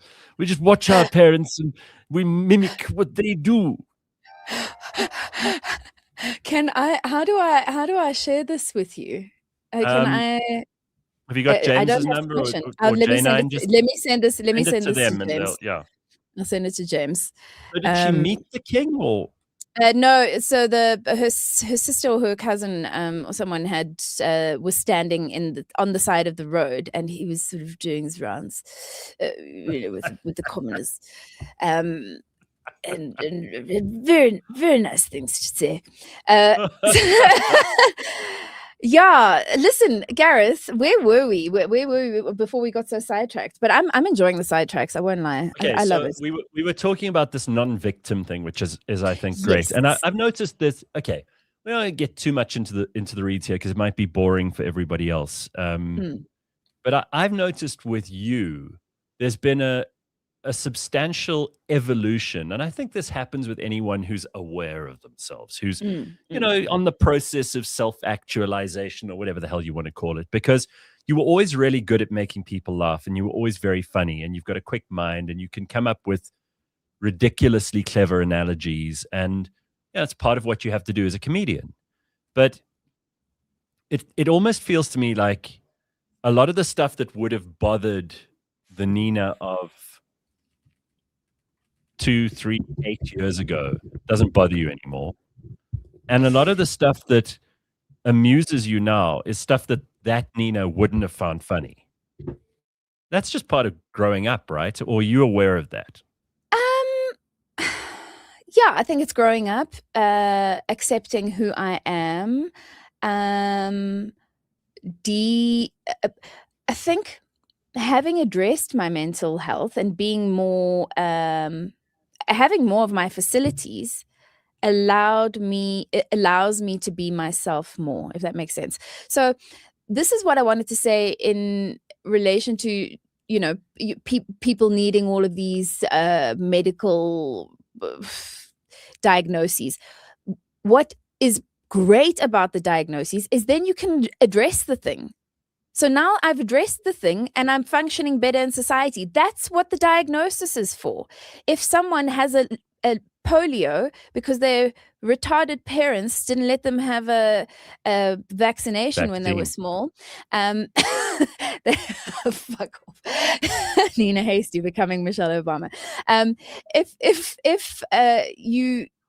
you wear the little shoe with the instep in, now you can walk without a limp in society. Kids, by the way, do you remember the kids when we were younger that had to wear those boots, but they had the straps and the like steel pieces on the side? I mean, it was like a mechanical thing. It was so horrible, and they'd clunk, clunk, clunk around. And do you remember those little girl statues? They were made out of fiberglass. Yes. They were made out of fiberglass, and they had their hair painted yellow, and they wore a blue dress, and they held out this box with like money for polio. The polio girls outside the shops that you gave your money to. Absolutely. I want one of those to put at my front door. Yes. Oh, that's brilliant. Wouldn't that be cool? That's brilliant. Yes, that's having great. Like an apartheid era polio girl at your door. Actually, those people that freeze. I'll paint the box and put on there like no money for drugs, polio, no ramps, or something. It would be like exclusionary, right? Yes. Oh, that's nice. That's great. No peasants. Money. Something like that. Money for giblets. I want your thoughts on something. Having been in the world of content and entertainment and media and social media for a long time, I mentioned to Leanne earlier this morning that I do think that the value of content itself is going to soon be zero. It's rapidly approaching zero, right? because everybody's doing it, and so much of it is shit. And with AI soon, even more of it will be created, and the rubbish bin will just get bigger. Do you feel that that's inevitable? And how will really talented and brilliant people who can grow an audience, connect with individuals all over the world, how will they do it better in an environment that is becoming filled with just shit? It's just a big garbage dump. The internet is really, I go through my feed and I think I've been quite thoughtful about who I actually want to follow, pay attention to. Occasionally the algorithm kicks up some very middle of the road shit, like get ready with me type shit, right? Yeah. And it bothers me. It really bothers me. Like there's so much of that now. How do you make a difference? I remember 2019 being in the south of France, as one does, and it happened to be, you know, it was fantastic. I had worked solidly for a couple of years, as you know how miserable I was when I was working on that show, and I hadn't had like 2 weeks off in 3 years, and I was absolutely exhausted. And we left the show, and I buggered off to Europe for 6 weeks, and it was fantastic at the time of my life. But it also happened to coincide with the Cannes Lions, and also the whole of Johannesburg was bloody in Cannes. So I went and had lunch with a couple of people, and they had just come out of these sessions, and the feedback was the creator economy is dead. From next year, there will be no creator economy. This is going to be over. And that didn't happen. Then COVID happened, and it became the biggest thing. And then I think if I'm not mistaken, it was, you know, Prof. Gampo. I don't know if it was him, but it was I scrolled past it so quickly. And then when I looked, I went back to go and look for the clip because I wanted to talk about it. I couldn't find it. But they're in the south of France, and they're like, here we are. And, you know, creators used to try and get into these parties, and now they form 25% of the economy of this festival, and they're the ones hosting the parties. Right. So I don't know I think there might be a bubble that bursts, but I don't think it's over. I think the cream will rise to the top, as it always does. You know, I think the super niche algorithms, there's a bit of danger in this, you know, in that like our algorithms are so specifically niche that it just doesn't allow for critical thinking, for difference in opinion, because you're just in an echo chamber of everything, you know, being something that you already sort of reinforcing your own thought process. So I kind of like that the algorithm sort of throws different stuff at you every now and again. I think that's important, just so that you can at least distinguish what you like and what you don't like. What I always say about relationships is sometimes I'd actually prefer someone that's divorced, because I think it's important that you know what you don't like more so than what you like, because there's more wisdom in that, and you can apply that. Speaking of which, I saw something came up on my feed yesterday. There's this, I don't know, she's a 6-year-old chick, and she's dancing around on a beach, and she says, "Hi, I am a single mom, a personal trainer, and I'm enjoying my life and exploring myself." And I thought, wow, great sales pitch, lady. Single mom, that's a plus. Yeah, everybody wants that. Yeah. Yeah. Yeah. So I haven't had children because I was scared that I was going to throw a baby out the window. That was like my biggest fear, is that I'm going to go bonkers and I'm going to hurt a child. Because I have an episode. Still a possibility. I mean, you could even hurt other people's children. Well, you know, the thing is, I actually really do love children, and children love me. I think it's because I'm short and they can see my face. Did the witch. The witch in Hansel and Gretel also loved children. That's great. That is great. Well, can we Carl, please just... Carl wants advice. Nina, I'm hilarious, but with the face of a smacked ass. What is your solution for me so I don't use the disability as an excuse? Get rich and do something about it. I have Botox. I spend an absolute fortune on my face. I use Korean skin products. I go for laser. The makeup on my face. I bought all of this at Selfridges in London. I spent about, I don't know, 5.5, maybe almost 8,000 Rand on bullshit from there. Like, Botox is like 4,500 rand every 2 to 3 months. And because I go through so much because I sauna, I exercise every day. So fucking spend as much money as I do and you won't look like shit. Get the feeling Carl's not going to go to Selfridges and buy fucking face creams. I think he's saying his problems are well beyond. He needs like plastic surgery. Well, then save up. I'm also saving up for my neck lift. My neck is like, I'm not loving my neck. It sags. This is me in the morning doing my fucking neck exercises. I'm like, ow. And, maybe I could find more creative ways of doing my neck exercises. Here it is. But oh, fantastic. There's the polio girl. It's called the Susie doll, apparently. That's what it's called. Doll. Yeah. You know those people that like stand still in the traffic, that they're like do that? Yes. They should dress as this. That would be you know how much money they'd get from like millennials, because Yes. it would be like a nostalgic spend. Like, here you go. That's fantastic. Here you go. Those people that dress in silver and stand there, that is remarkable. Those people that freeze.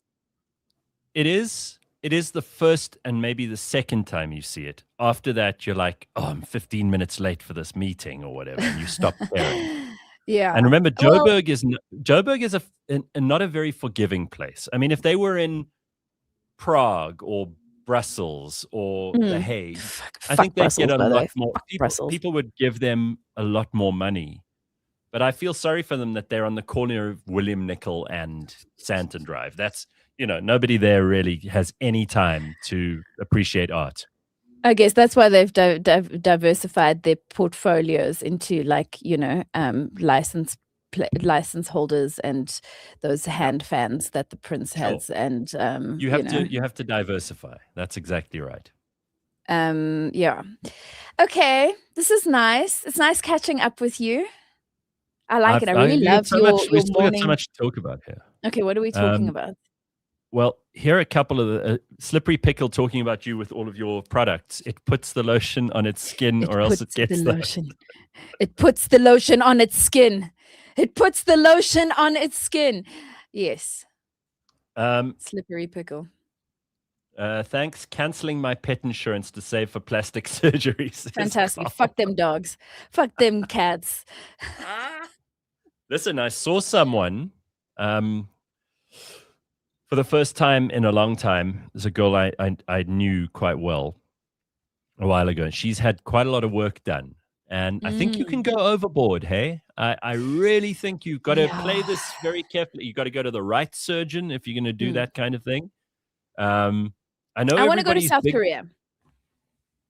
You're a massive fan of South Korea. The last time I remember we spoke about South Korea for like half an hour. Yeah. Give us some updates. When last did you go? I last went in 2023. So it's time. I'm saving up for my next trip. I want to do, and I'm so pissed off. They actually enforced from the beginning of 2026 that the face treatments are no longer tax refundable. So people used to go there, they'd be able to get like a tax write-off.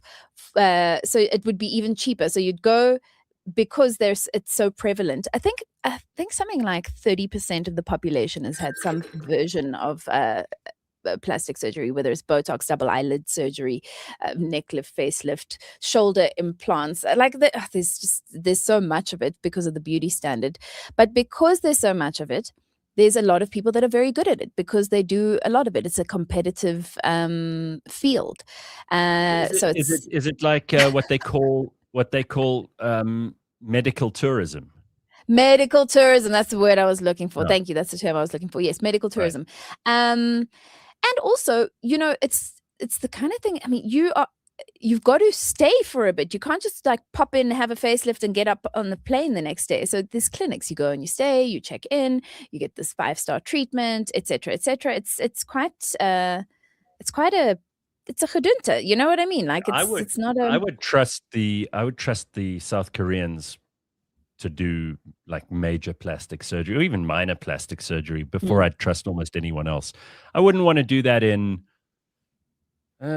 Eastern Europe, for example, or Turkey are big on. There was a Turkish clinic that reached out to me and asked me, "What do you want done?" I mean, they could do anything from Wow. a boob job to a BBL or whatever, and I was like, I don't want anything done by someone that DM'd me on Instagram, to be fucking But hang on, fair. I mean, like, what is on the menu? I mean, what are people available? What are the available treatments? So I mean, it's fucking endless. It's endless. So the big the treatment everybody wants done in Hollywood at the moment. By the way, sorry, I had nails on before this interview, but I kind of picked at them. So anyway, I'm just going to talk with this hand. How I was just like, embarrassing. yeah, so embarrassing. I spent a lot of money on these stupid fucking nails as well. Anyway, so the treatment is the ponytail. I'm going to take these off for a second. So the ponytail facelift, right? So look at what happens here. When I do this, it like pulls this whole shit back. Yeah. But I want the ponytail lift for this part. I just want my neck lifted. Like I don't, the top's fine. I just want this part lifted so that I don't have like a saggy, like, do you remember Ally McBeal? Do you remember Ally McBeal? Yes. Yeah. And there was that guy who was into the oldest chick, and he used to like play with her neck, and it'd be like, oh yes, waddle. Yeah. Yeah, the waddle. I'd forgotten about like that he was now. into it, like it was his fetish. So I don't know. I must either find someone who's into it. Ben went to Turkey for hair implant. Is that so? No, he didn't go to Turkey. He had it done here, but he had. Listen, Ben. I'm in a group with like there 4 or 5 of us guys, and he was at the Rand Club for breakfast last Saturday, and he sent a picture. He looks. Since his hair transplant, he looks like 20 years younger. I'll tell you what, like for women, a boob job, a facelift, Botox, instantly makes them younger. For a guy, if you can get your hairline back, you gain 20 more years. It's My a phenomenal dad looks thing. 40, and because he's just got this full thick head of hair. Yeah. It's really a big thing. It's a big thing for men. So Ben and I superpower. have a mutual enemy. We have the leaf blowers of Ilovo. So we send each other videos of leaf blowers and the lawn mowers and the guys with the weed eaters, because they terrorize us in this neighborhood. They really do. They terrorize us. Bitcoin Butt wants to know, is South Africa the only place that advertises penis enlargements? I'm sure they're advertised all over the world. Because my eye is not trained to look for penis enlargement advertising, I don't see it. I don't see it. You know what it usually is? It's on street poles, and it says it's usually like a witch doctor. Yeah, I've seen the South African ones, but I didn't look for them particularly overseas. But I heard that when a guy gets a penis enlargement, they pull from under and they make it longer, but then the hair is like starts growing at the base of the shaft. But if you have the enlargement, the hair starts growing 3/4 of the way up. So you have a very odd vegetative condition going on down there in terms of hair growth. Okay. You know what I want to talk about? Get it? You know what I mean? This happened to, yes, I'm quite familiar with the anatomy. Okay. Yeah. Male anatomy. People know that. You're famous for that. Yeah.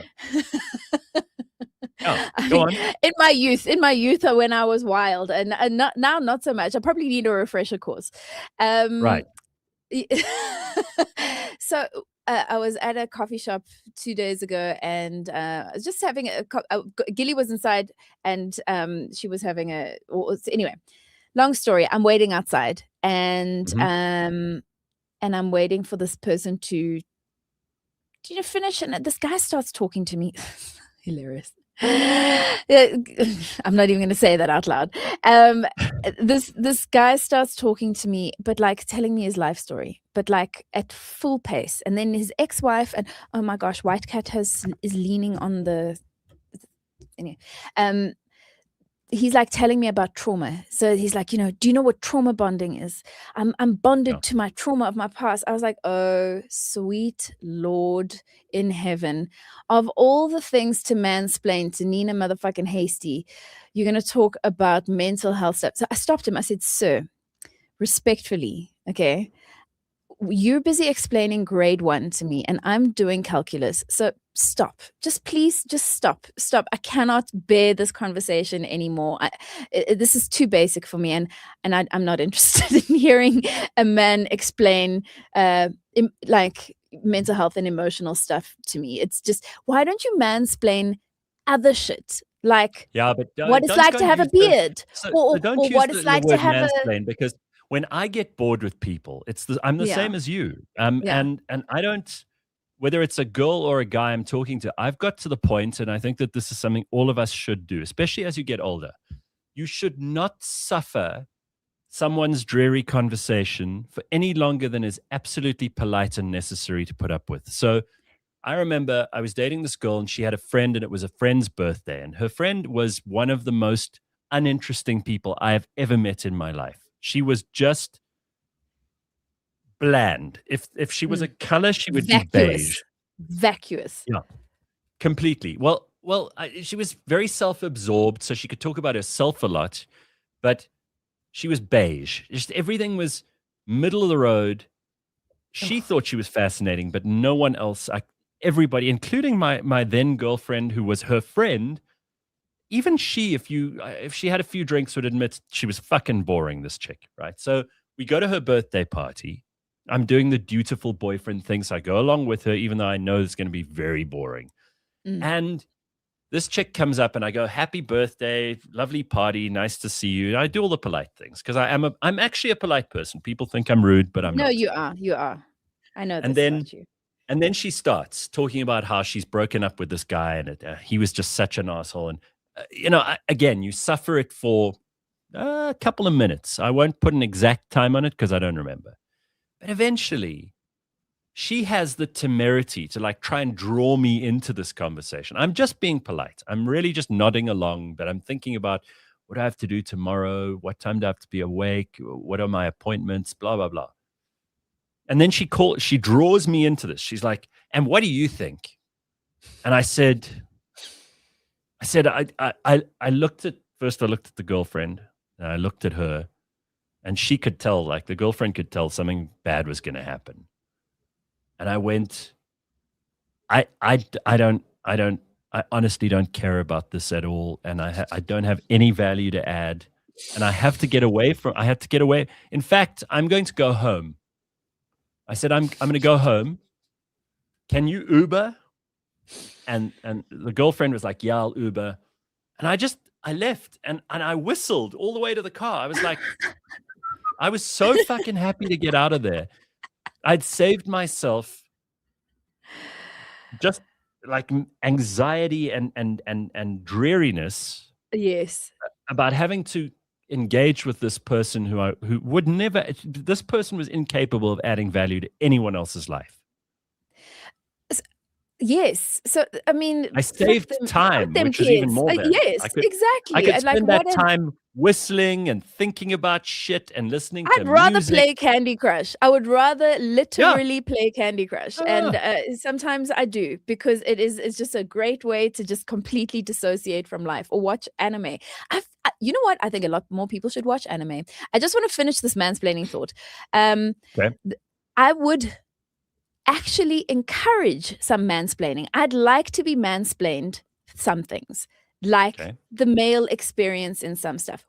What I often fascinate about is like, what is the sensation of having a beard like? I often think about that. Like, what does it feel like? That's something I'd love for a man to explain the sensation of that. What is it like to be big and strong? Like to walk into a room. And first of all, a different perspective, because I'm so short. I know there are also tall women, but also to walk into a room and go and know that if I were to fight with someone, like I'd clap them once and they'd be knocked out? Or like, what is the physical? I'd love to be explained that stuff. Like, explain to me the experience of being, like, mansplain some shit I could never possibly fucking understand. What would you do if you were a man for a day? What would be the list of I'd things? fuck everyone up. I'd fuck everyone up. You'd be a violent man. Yes, I think by nature we are violent. Okay, I mean, that's interesting, right? So you would do, because I know most guys, if they were suddenly turned into a girl, they'd probably go straight to the vagina, get busy there, put anything they could inside. They'd pretty much, if it was 24 hours you had, we would only stop vagina related activities would only stop at like 1:45 when we knew fantastic. At midnight we were going back to be. And then for those last 15 minutes, maybe we'd learn to drive. I don't know, maybe. Yeah, please. I've got no sense of direction. So I would go somewhere and just like wing it. I would drive somewhere and just like figure it out on how the way without using my GPS. That would be fantastic, because I feel like men have like innate genetic sense of direction. I have zero. I have no idea where I'm going all the time. Like, I never know where the fuck I'm going. What men are also good at, although I'm quite rational. So like, I don't think that that's gender exclusive. I think that that's I just think if you're dumb, you're dumb. What else can men do? Well, Kevin reckons you would do the helicopter. You know what that is? Yes. Okay, now I do. Like, I'd like to stand up weeing. I could just stop and wee wherever. Yeah. I would drive somewhere far, okay, and I'd not use a GPS, and then I'd stop on the side of the road and just wee all the time. I would just wee anywhere all the time. Even if it's illegal, I would just get out, whip my dick out, and joy. Look at the joy you bring to people. Here's Ernest Ndlovu, who says, "I love the show." You see, because you're talking about standing up and weeing, stuff that we guys take completely for granted. Absolutely. I'd like to know what it's like to have a very gruff voice, like a very. Well, just smoke a lot. Well, I mean, I finally quit. My gosh, I love cigarettes. I love smoking cigarettes so much. I wish I could smoke cigarettes every day, but I can't because I'm vain. The only reason I stopped, not for health reasons, because it makes me look old.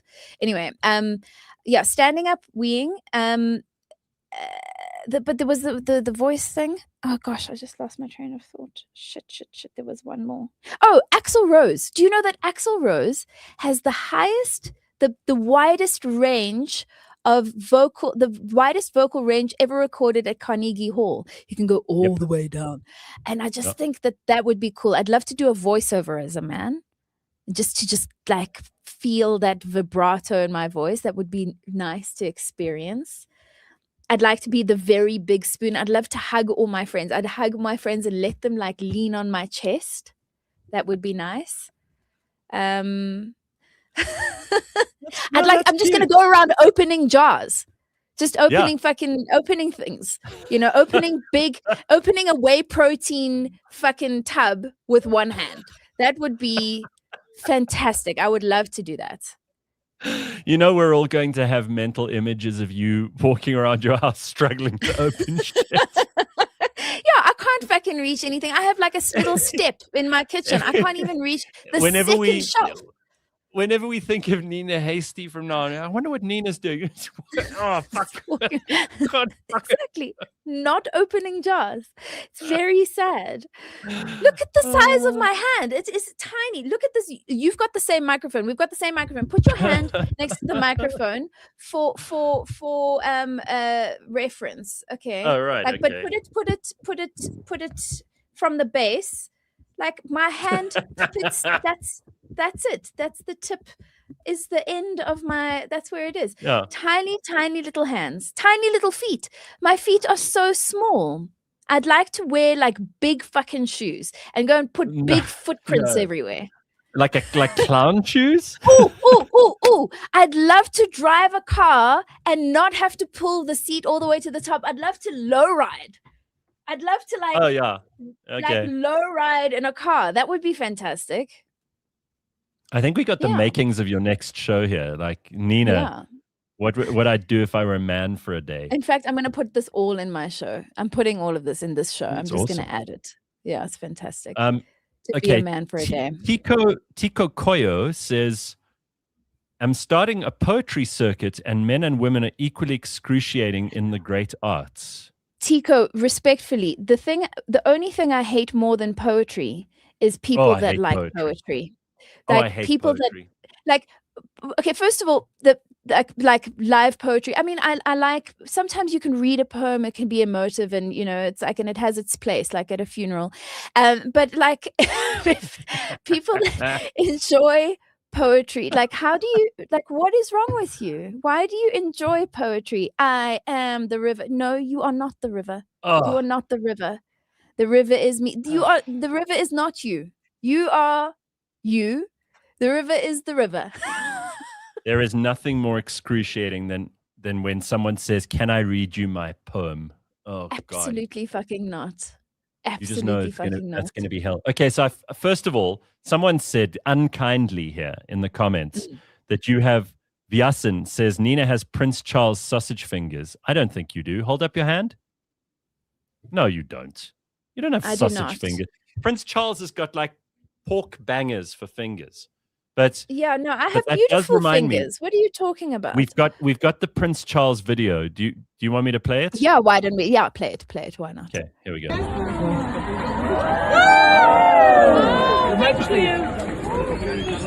Thank you. God bless you. You're very noble. It's quite cold for you all to stand here. Bless you. Are you all living very close by? Yeah, we're living on this road.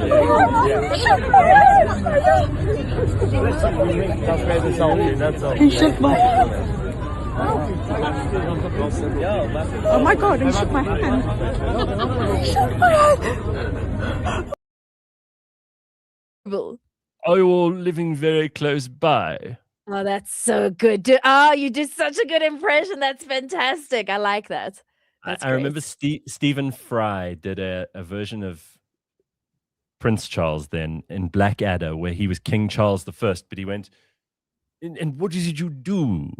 And oh, how fascinating. Everything. And that's what he does. These guys are trained to ask you like vacuous social niceties to make you feel relaxed.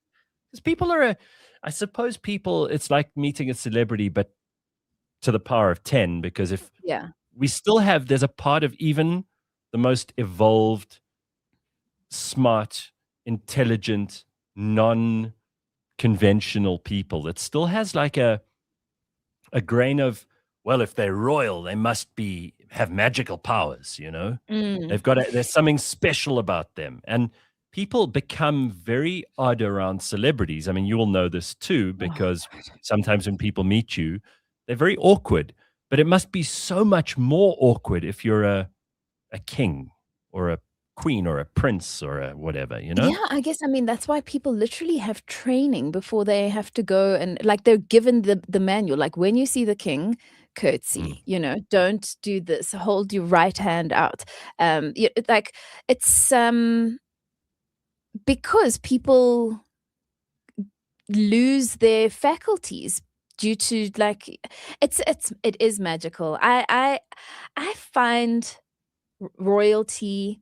I also find, I think this is another thing about South Korea. I think this fandom stuff, I find it very fascinating. I love it. No, it is. It's phenomenal.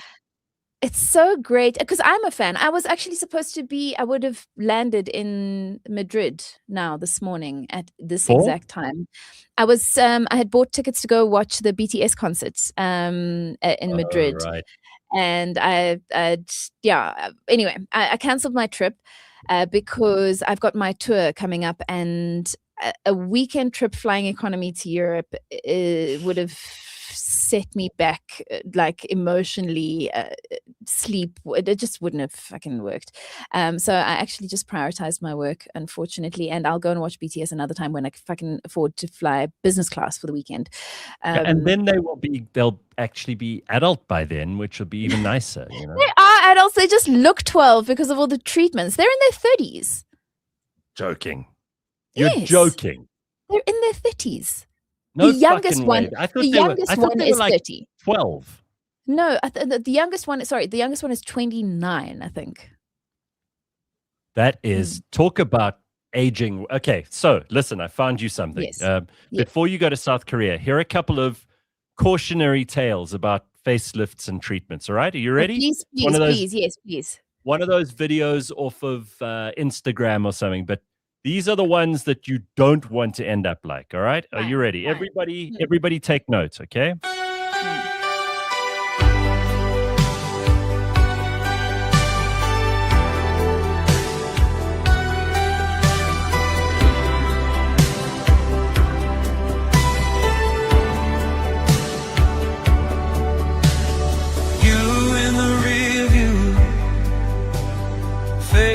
Silver and blue, street signs blur into stars while I replay every word from the car. Your hand on the window, tracing a heart in the glow.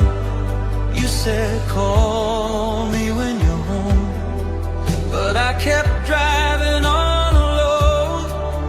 You're the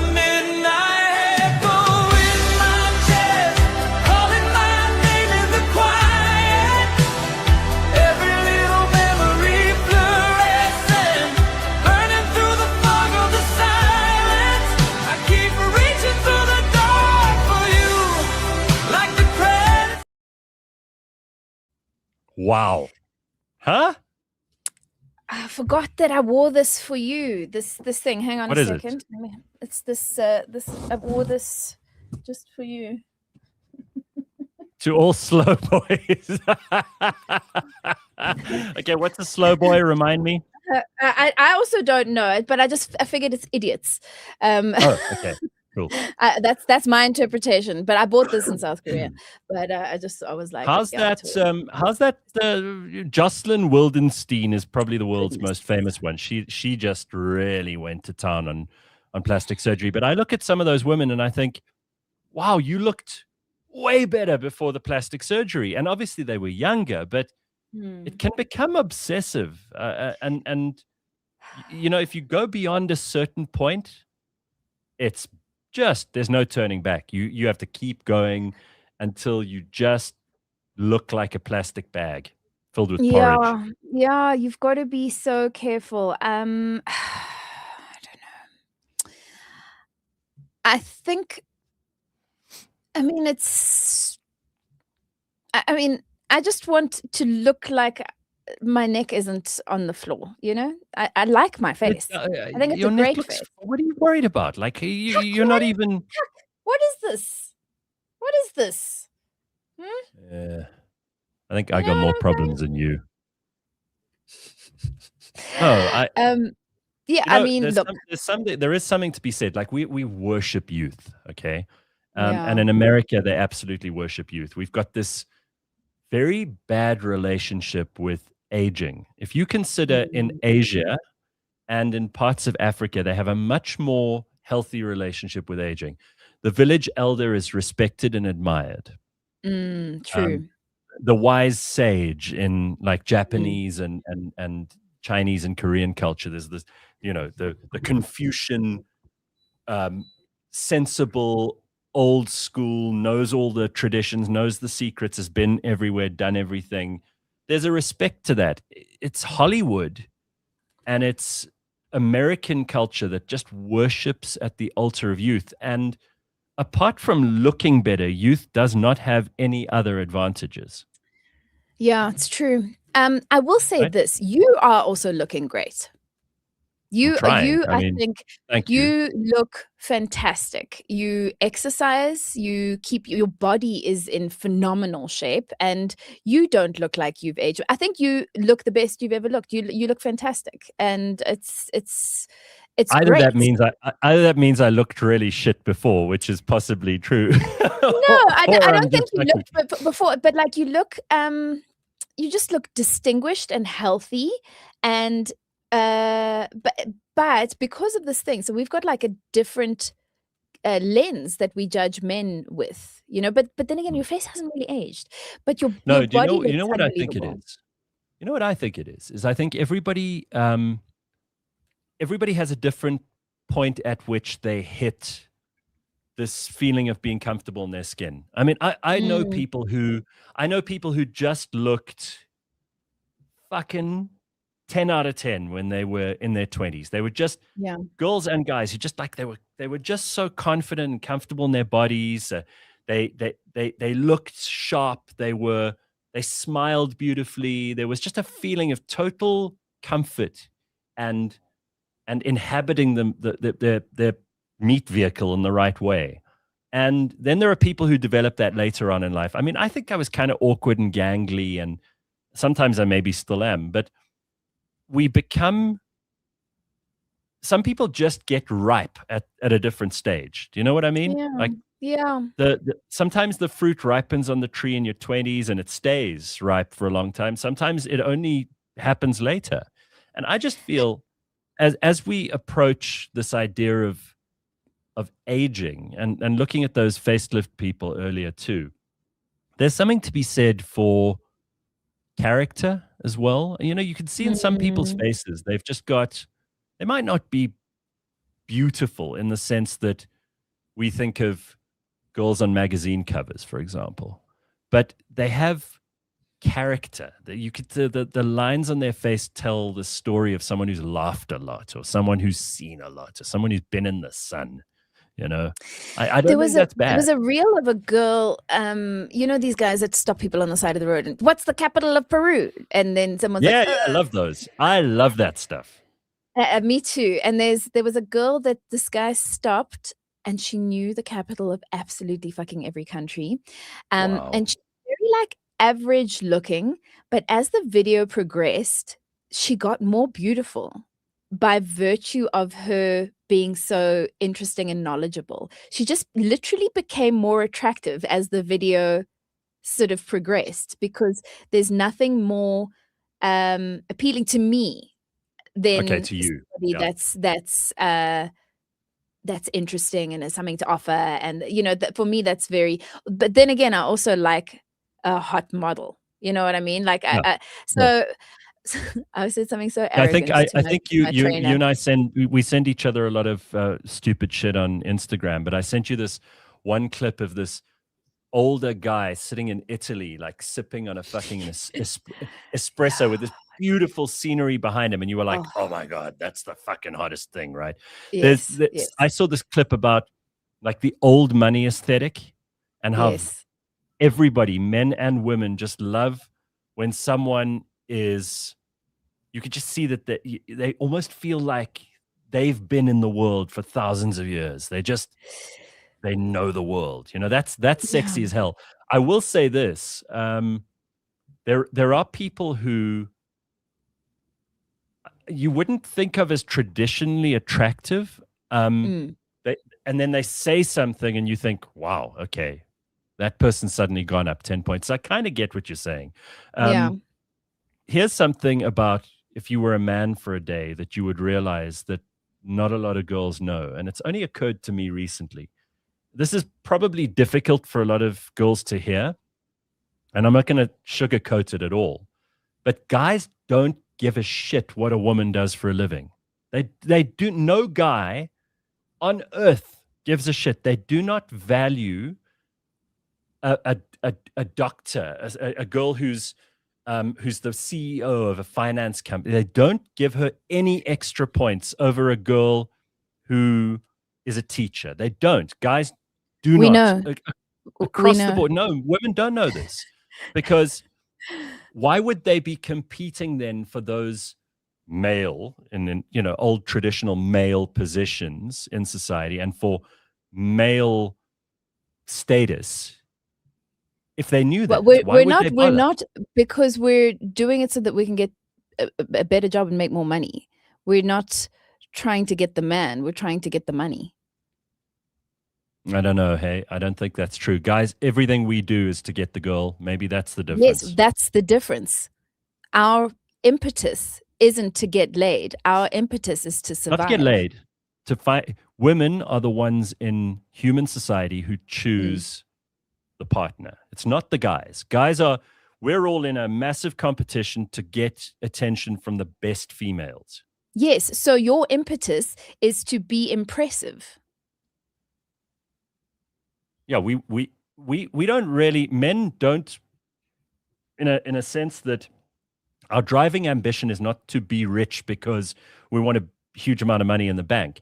We want a lot of money in the bank so women find us attractive. Yes, and we don't care about that. We're doing it so that we can have agency. No, girls care about that. Girls do not want a guy who has I'm nothing. not.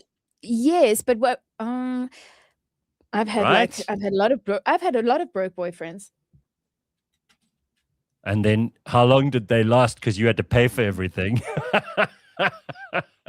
Listen, I didn't say that I had that I was making good decisions. I'm just saying No. that those weren't that wasn't always my decision.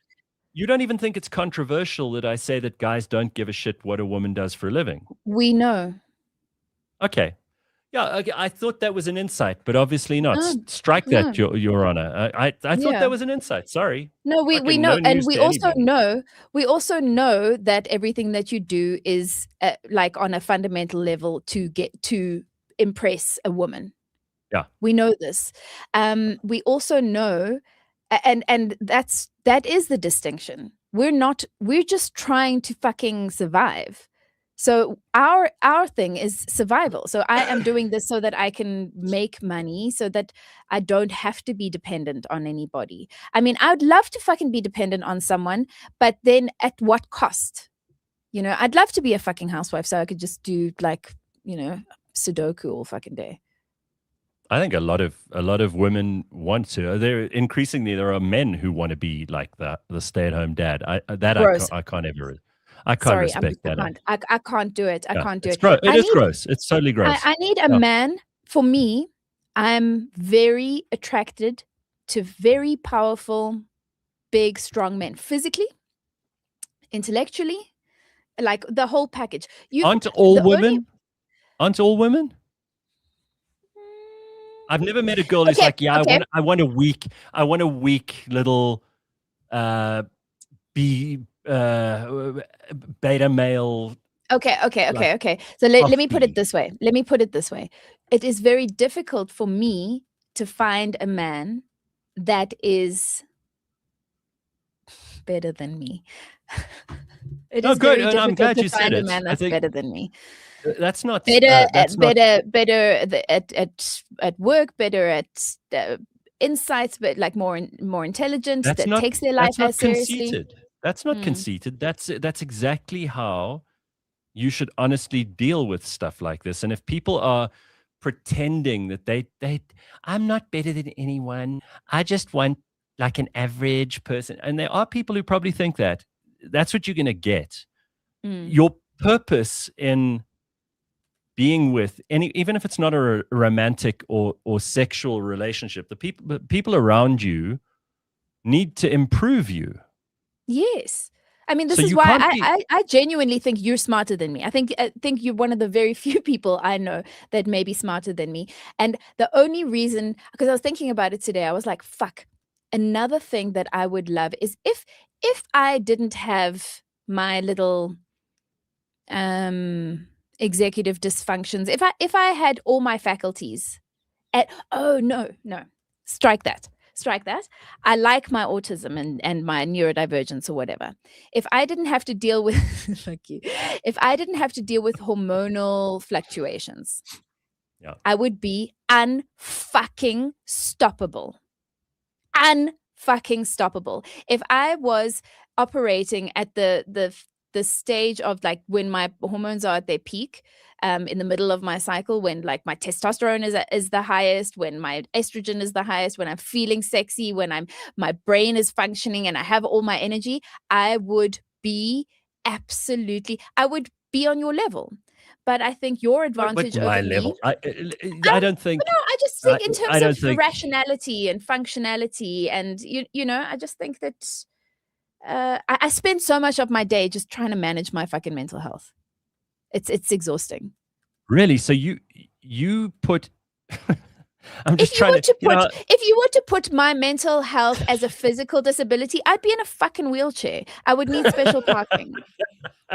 If you had to see it on my body, I'd need one of those blue fucking stickers on the back of my car. You spend that much time and energy just managing, just 100. It's a full-time fucking job, Gareth. That's why I'm so. Yeah, that's why I'm so fireplace. 100 fucking exactly. So I that's why I'm so what's the word of like intolerant. I'm so intolerant of anyone that doesn't want to be better, because if I can I'm competing in the normal abled Olympics and I'm fucking winning and I'm disabled. Yeah. I'm better than you and I'm on the back foot. Fuck you. That's how I feel. I feel fuck you. I'm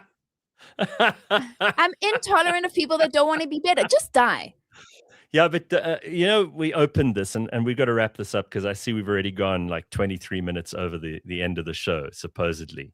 I have fun. I mean, I spoke to Mike Sham last week until 8:30. So nice that you could just do, I'm not on a commercial radio station where the next DJ is ready to start their show. I can talk as long as I want, and if people are interesting, we keep it going. But to go back to what you started with, and I think there is a link here. If you have, to those who have much, more will be given. But to those who have much, much will be expected.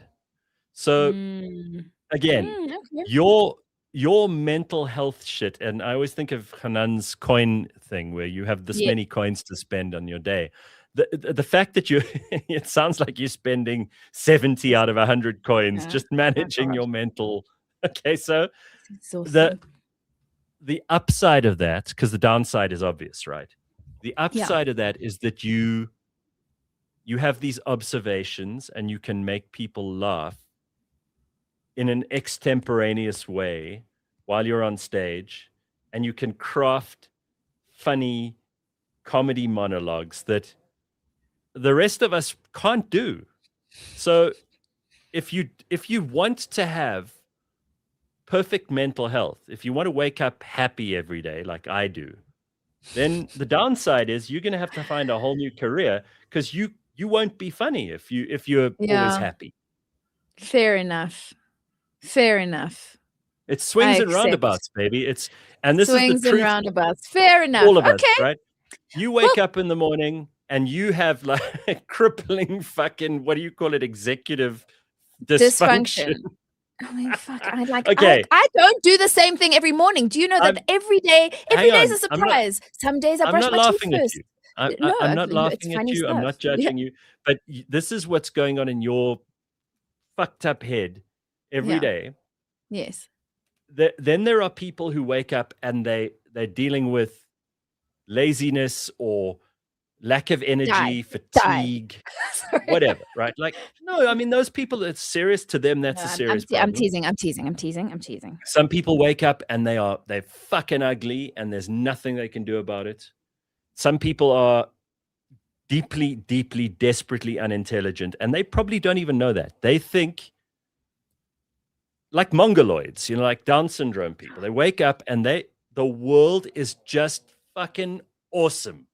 And everybody I had an uncle with Down syndrome. He passed away, and he was just a delight, an absolute happiest delight. People ever, right? Happy as shit. Yeah, absolutely.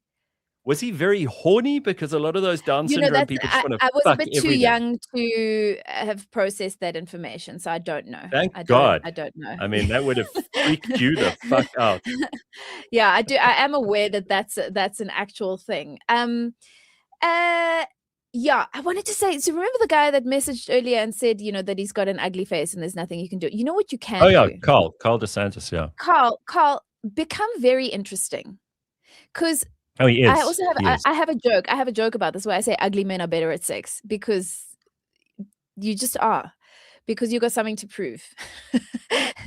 And for an ugly guy, this is the joke. I said an ugly guy will fuck you like there's no tomorrow, because for an ugly guy there's no tomorrow. But but become very interesting. Because that is very appealing. I mean, if you look at I mean, who are famous? Like, there's ugly men that are famous, but we're like, yeah, but he can get it. Why? Because he's fascinating and he's interesting and he's engaging and he makes you feel good. Because people remember how they remember how made you them make feel. them feel, right? So yeah, make people feel good, or create, or make them feel something. You know, it Yeah. doesn't necessarily have to be good. Make them feel All right. something. So what have we learned? We've learned that you are born, everything's unfair, right? Nothing in the world is fair. You're born with these things that are positives and these things that are fucking awful. And part of the exciting thing about being alive, and if you are lucky enough, you get to have 100 years or 80 years or whatever it is, to figure out how to best put the good stuff to work, to improve things for you and for the rest of the world. And the bad shit you have to just deal with. That's part of the excitement of being alive. If it was all good all the time, you would learn nothing. You would drift through life aimlessly. There would be no meaning, no purpose. It would be dull and boring. Yeah, and if it was I guess all you have to bad, struggle. and if it was all bad, it would just be unbearable, and you'd want to kill yourself. I mean, I don't know how much of a Gladwell fan you are. A lot of people find him insufferable, but he does have some valuable information.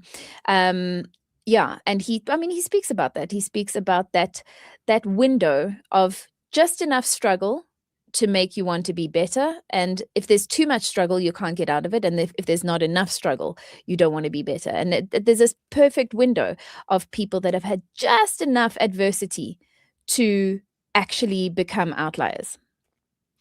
I mean, if you think about your Serbian and Croatian ancestors, I mean, the reason that those people in that area are called Slavs is because they were like the first people to be called slaves. Long before anyone had traveled into Africa to enslave people, Europeans were already enslaving other Europeans. The Chinese were doing it, the Indians were doing it, the Africans were doing it. It's always been, we forget that the default setting for people is suffering, right? The default, every generation of humans before us has been to a massive multiple more miserable than we are now. You can get into a hot shower. The King of France in 1689, who built Versailles, who had unimaginable wealth, that guy stank and never had a hot shower. He didn't know what a hot shower was. The poorest person in the world can go to a commune and get into a hot shower. This is now a level of existence that was unimaginable to all of those people. And we just, as humans, every step we take towards being more civilized, more sophisticated, it's going to happen even more with AI and technology. We're just going to forget that what we come from, because people don't read history, and we will forget how lucky we are. And every step forward, we're just going to go, oh, well, I don't have that, which is the next step forward. We'll just assume the default is all the good shit up to now. Unbelievable. So ungrateful. My granny said something really profound a couple of years. I mean, she says profound shit all the time. She's phenomenal. And she's still alive. She's sharp as fucking nails. And she goes, oh, you know what I saw on YouTube? She's 91. Oh, I saw on Instagram. You know, oh, I was watching the news. Oh, you know. And she said, the problem with Americans is that they haven't had a war on their soil. And it's led to a lot of entitlement because they actually don't had the Civil War suffering. You know, I mean, in this generation, in our living generation, that they haven't had a war on their soil, and that sort of conflict and sort of in its immediacy gives you like a fucking reality check. You know, it gives you like a bit of a reality check, and it makes you realize, oh, okay, cool. I mean, we can talk about this. Yeah, I was about to say, this is opening a whole other conversation.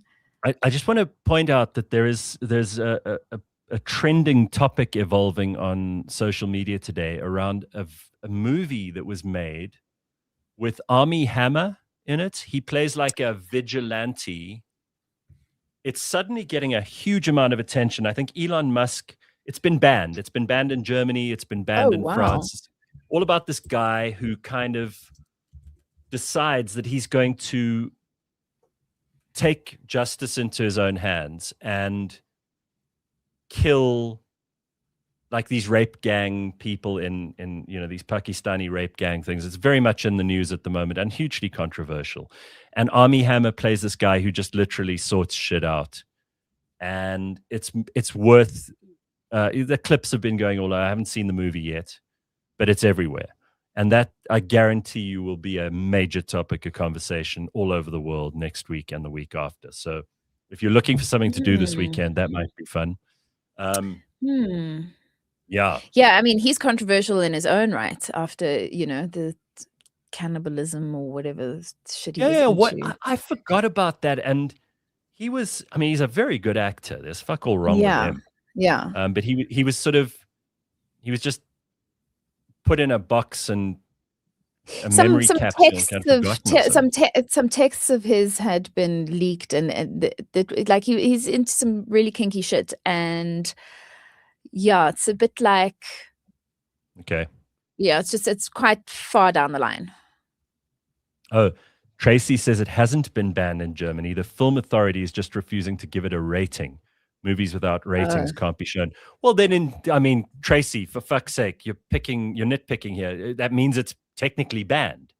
If the film authority refuses to give it a rating and then it can't be shown, then it's another way of banning things, right? All right, Nina. Okay, yeah. All right. Let's have another chat another time.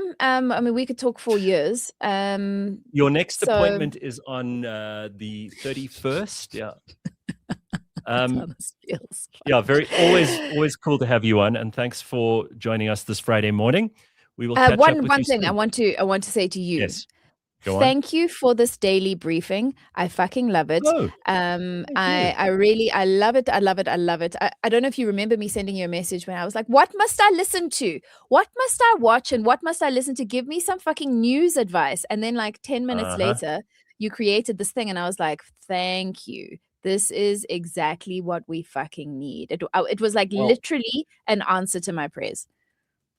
Yeah, thanks. I think you might have dropped some ideas into my head when we spoke last time, but it's something I needed and I couldn't find anywhere. And they always say if you can't find something that you reckon you would want, you must build it because maybe other people want it too.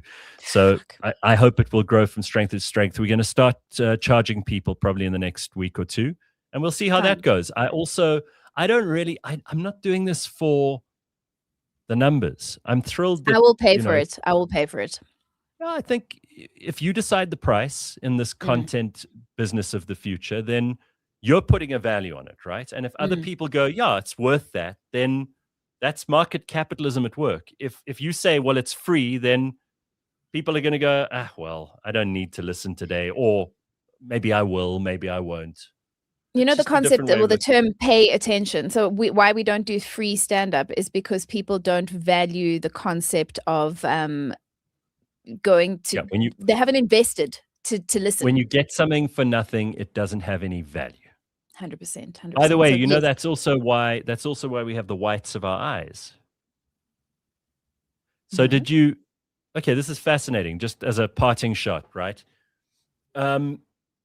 Humans are one of the only species that have the whites of our eyes. The sclera, I think it is. I don't know what it's called. Anyway, it allows other people to see where you're directing your gaze, so they can see what you are paying attention to. I can see by where your eyes are that you are paying attention to this instead of that. It's a unique human characteristic. The whites of your eyes allow you to judge where the pupil is focused in space. It's fucking amazing. So you literally are observing whether or not someone is paying attention by watching their eyes. That's so cool. That's really cool. I like that. I like that a lot. Thank you so much for the chat. My tour, if you come and watch the show. Yeah, do the plugs. Okay, cool. So it's Nelspruit, also Mbombela, Gqeberha, Umhlanga, Cape Town, Johannesburg, and Pretoria. And the tour starts on the 9th of July. So it's just, it's in 2 weeks' time. It kicks off, and you can get all the information on ninahasty.com. Simple. Yeah. All right. ninahasty.com. Go along, take a look, everybody. Have an excellent weekend. We will see you on Friday next week with the Gareth Cliff Show. Thanks, Nina. Ciao, babe. Ciao. Bye. All right. And more episodes of the Daily Briefing from Monday. I think you might have noticed it's also getting a little bit lighter, less like, just news headlines. There's a bit of commentary and some fun we throw in there as well. And poor Janine, who has to edit it. I mean, yesterday I had planes flying over in helicopters, and then some guy with either an arc welder or an angle grinder. So it was like stop-start the whole time, and poor Janine had to edit that. So when you listen to today's episode, be especially grateful to Janine for all the time she spent doing sound editing. We will see you next week. Ciao, everybody. Bye.